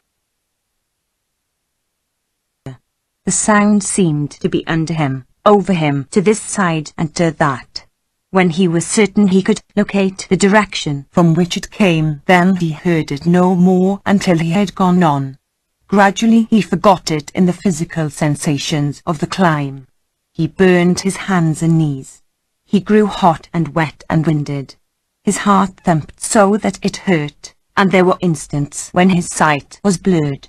When at last he had toiled to where the Yaqui sat awaiting him upon the rim of that great wall, it was none too soon. Gale lay back and rested for a while without note of anything except the blue sky. Then he sat up. He was amazed to find that after that wonderful climb he was only 1,000 feet or so above the valley. Judged by the nature of his effort, he would have said he had climbed a mile. The village lay beneath him, with its new adobe structures and tents and buildings in bright contrast with the older habitations. He saw the green alfalfa fields, and Belding's white horses, looking very small and motionless. He pleased himself by imagining he could pick out Blanco Sol. Then his gaze swept on to the river. Indeed, he realized now why someone had named it Forlorn River. Even at this season when it was full of water it had a forlorn aspect. It was doomed to fail out there on the desert, doomed never to mingle with the waters of the Gulf. It wound away down the valley, growing wider and shallower, encroaching more and more on the grey flats, until it disappeared on its sad journey towards Sonoita. That vast shimmering, sun-governed waste recognized its life only at this flood season, and was already with parched tongue and insatiate fire licking and burning up its futile waters. Yaqui put a hand on Gale's knee. It was a bronzed, scarred, powerful hand, always eloquent of meaning. The Indian was listening. His bent head, his strange dilating eyes, his rigid form, and that close pressing hand, how these brought back to Gale the terrible lonely night hours on the lava. "What do you hear, Yaqui?" asked Gale. He laughed a little at the mood that had come over him. But the sound of his voice did not break the spell. He did not want to speak again. He yielded to Yaqui's subtle nameless influence. He listened himself, heard nothing but the scream of an eagle. Often he wondered if the Indian could hear things that made no sound. Yaqui was beyond understanding.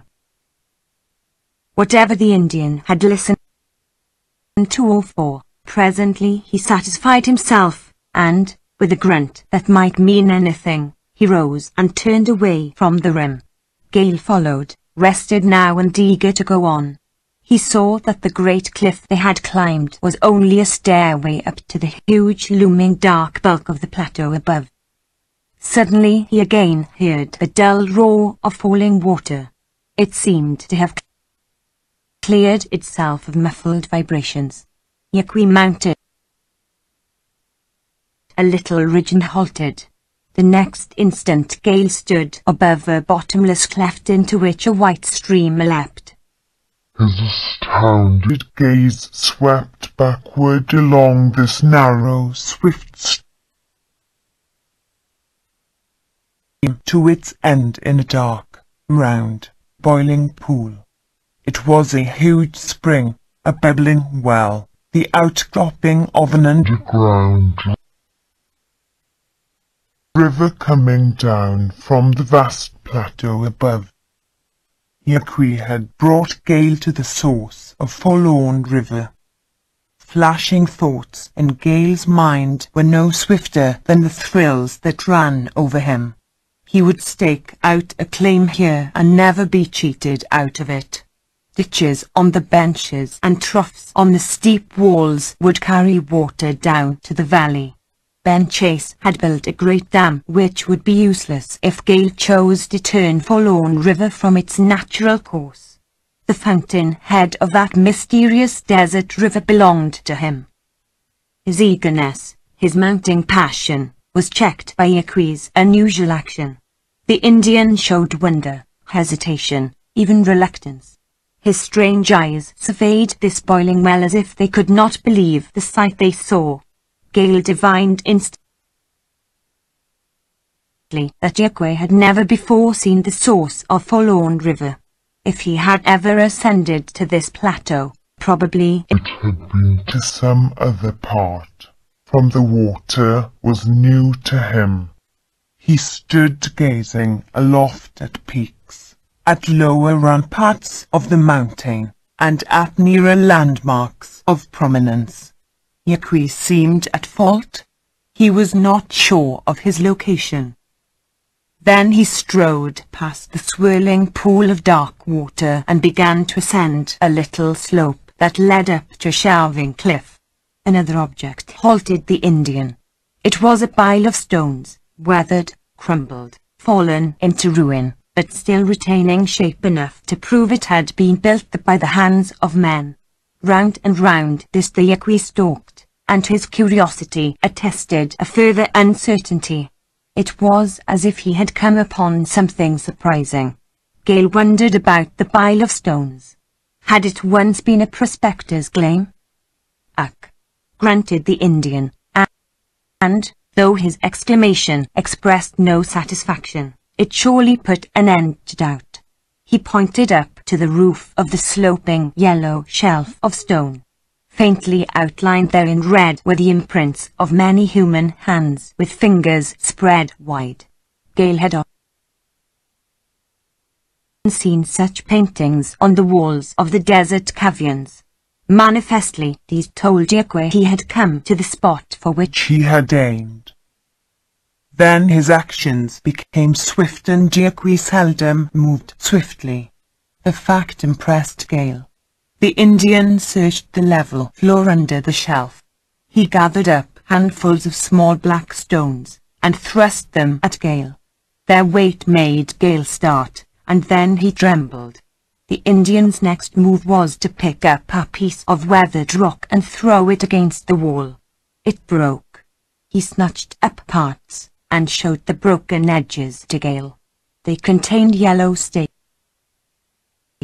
dull glints, faint tracings of green. It was gold. Gale found his legs shaking under him, and he sat down, trying to take all the bits of stone into his lap. His fingers were all thumbs as with knife blade he dug into the black pieces of rock. He found gold. Then he stared down the slope, down into the valley with its river winding forlornly away into the desert. But he did not see any of that. Here was reality, as sweet, as wonderful, as saving as a dream come true. Yaqui had led him to a ledge of gold. Gale had learned enough about mineral to know that this was a rich strike. All in a second he was speechless with the joy of it. But his mind whirled in thought about this strange and noble Indian, who seemed never to be able to pay a debt. Belding and the poverty that had come to him. Now, who had wept over the loss of a spring. Laddie, who never could ride again. Jim Lash, who swore he would always look after his friend. Thorn and Mercedes. All these people, who had been good to him and whom he loved, were poor. But now they would be rich. They would one and all be his partners. He has discovered the source of Forlorn River, and was rich in water. Yaqui had made him rich in gold. Gale wanted to rush down the slope, down into the valley, and tell his wonderful news. Suddenly his eyes cleared and he saw the pile of stones. His blood turned to ice, then to fire. That was the mark of a prospector's claim. But it was old, very old. The ledge had never been worked. The slope was wild. There was not another single indication that a prospector had ever been there. Where, then, was he who had first staked this claim? Gale wondered with growing hope, with the fire easing, with the cold passing. The Yaqui uttered the low, strange, involuntary cry so rare with him, a cry somehow always associated with death. Gale shuddered. The Indian was digging in the sand and dust under the shelving wall. He threw out an object that rang against the stone. It was a belt buckle. He threw out old shrunken, withered boots. He came upon other things, and then he ceased to dig. The grave of a desert prospectors. Gale had seen more than one. Lad had told him many a story of such gruesome finds. It was grim, hard fact. Then the keen-eyed Yaqui reached up to a little projecting shelf of rock and took from it a small object. He showed no curiosity and gave the thing to Gale. How strangely Gale felt when he received into his hands a flat oblong box. Was it only the influence of the Yaqui, or was there a nameless and unseen presence beside that grave? Gale could not be sure. But he knew he had gone back to the old desert mood. He knew something hung in the balance. No accident, no luck, no debt-paying Indian could account wholly for that moment. Gale knew he held in his hands more than gold. The box was a tin one, and not all rusty. Gale pried open the reluctant lid. A faint old musty odour penetrated his nostrils. Inside the box lay a packet wrapped in what once might have been an oilskin. He took it out and removed this covering. A folded paper remained in his hands. It was growing yellow with age, but he descried a dim tracery of words, a crabbed scrawl. Written in blood, hard to read. He held it more to the light, and slowly he deciphered its content. We, Robert Burton and Jonas Warren, give half of this gold claim to the man who finds it and half to Nell Burton, daughter and granddaughter. Gasping, with a bursting heart, overwhelmed by an unutterable joy of divination, Gale fumbled with the paper until he got it open. It was a certificate 21 years old, and recorded the marriage of Robert Burton and Nellie Warren. Chapter 21. Chapter 21. Desert Gold.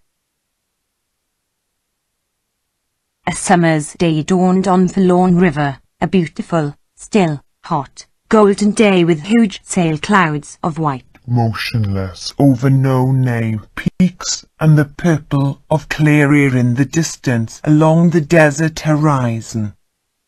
Mrs. Belding returned that day to find her daughter happy and the past buried forever in two lonely graves.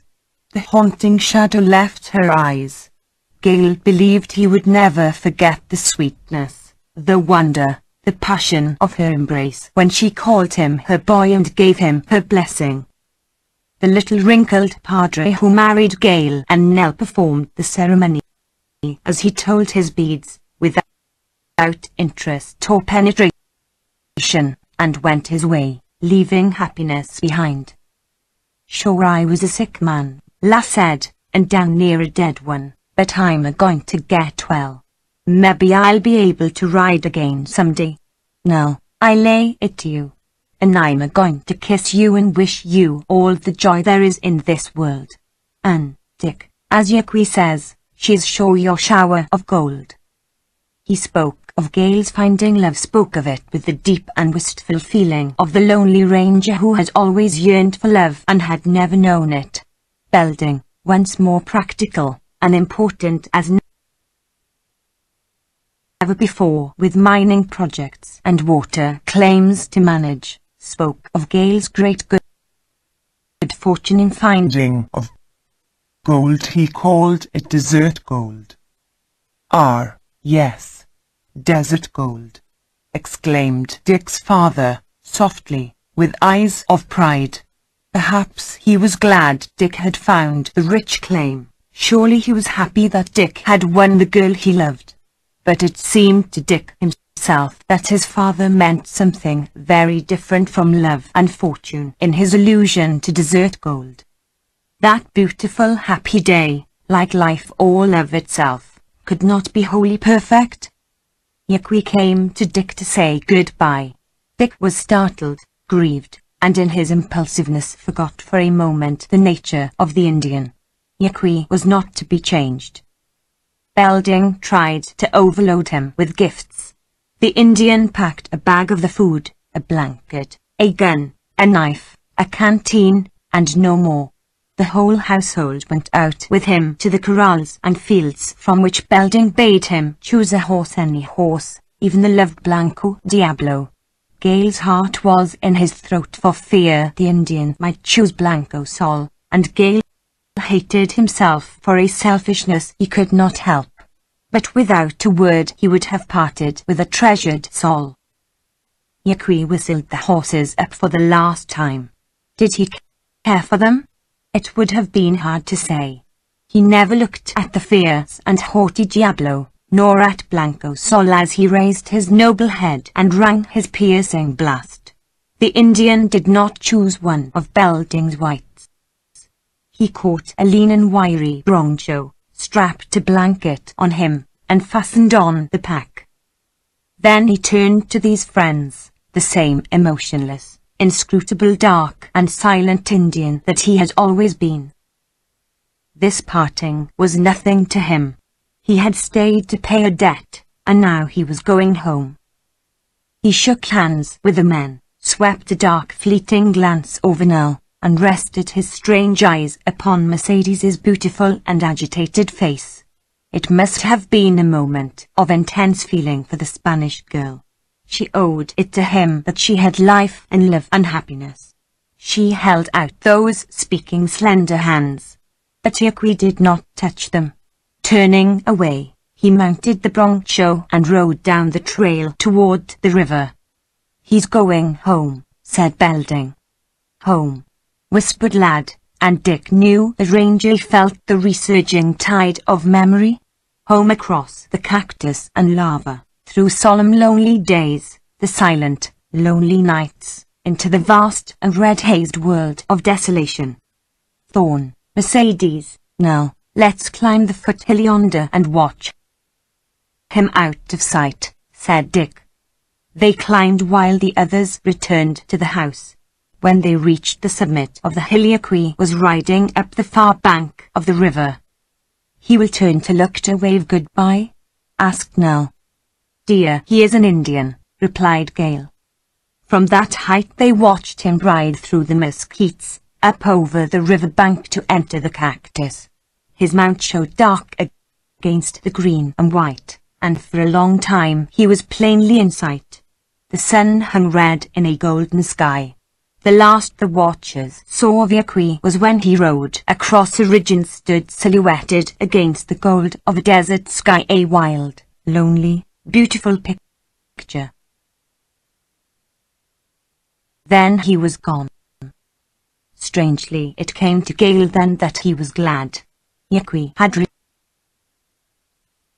returned to his own, the great spaces, the desolation, the solitude, the trails he had trodden when a child, trails haunted now by ghosts of his people, and ever by his gods. Gale realized that in the Yaqui he had known the spirit of the desert, that this spirit had claimed all which was wide and primitive in him. Tears glistened in Mercedes's magnificent black eyes, and Thorn kissed them away, kissed the fire back to them and the flame to her cheeks. That action recalled Gale's earlier mood, the joy of the present, and he turned to Nell's sweet face. The desert was there, wonderful, constructive, enabling, beautiful, terrible, but it was not for him as it was for the Indian. In the light of Nell's tremulous returning smile, that strange, deep, clutching shadow faded, lost its hold forever, and he leaned close to her, whispering, "Luviada, shower of gold."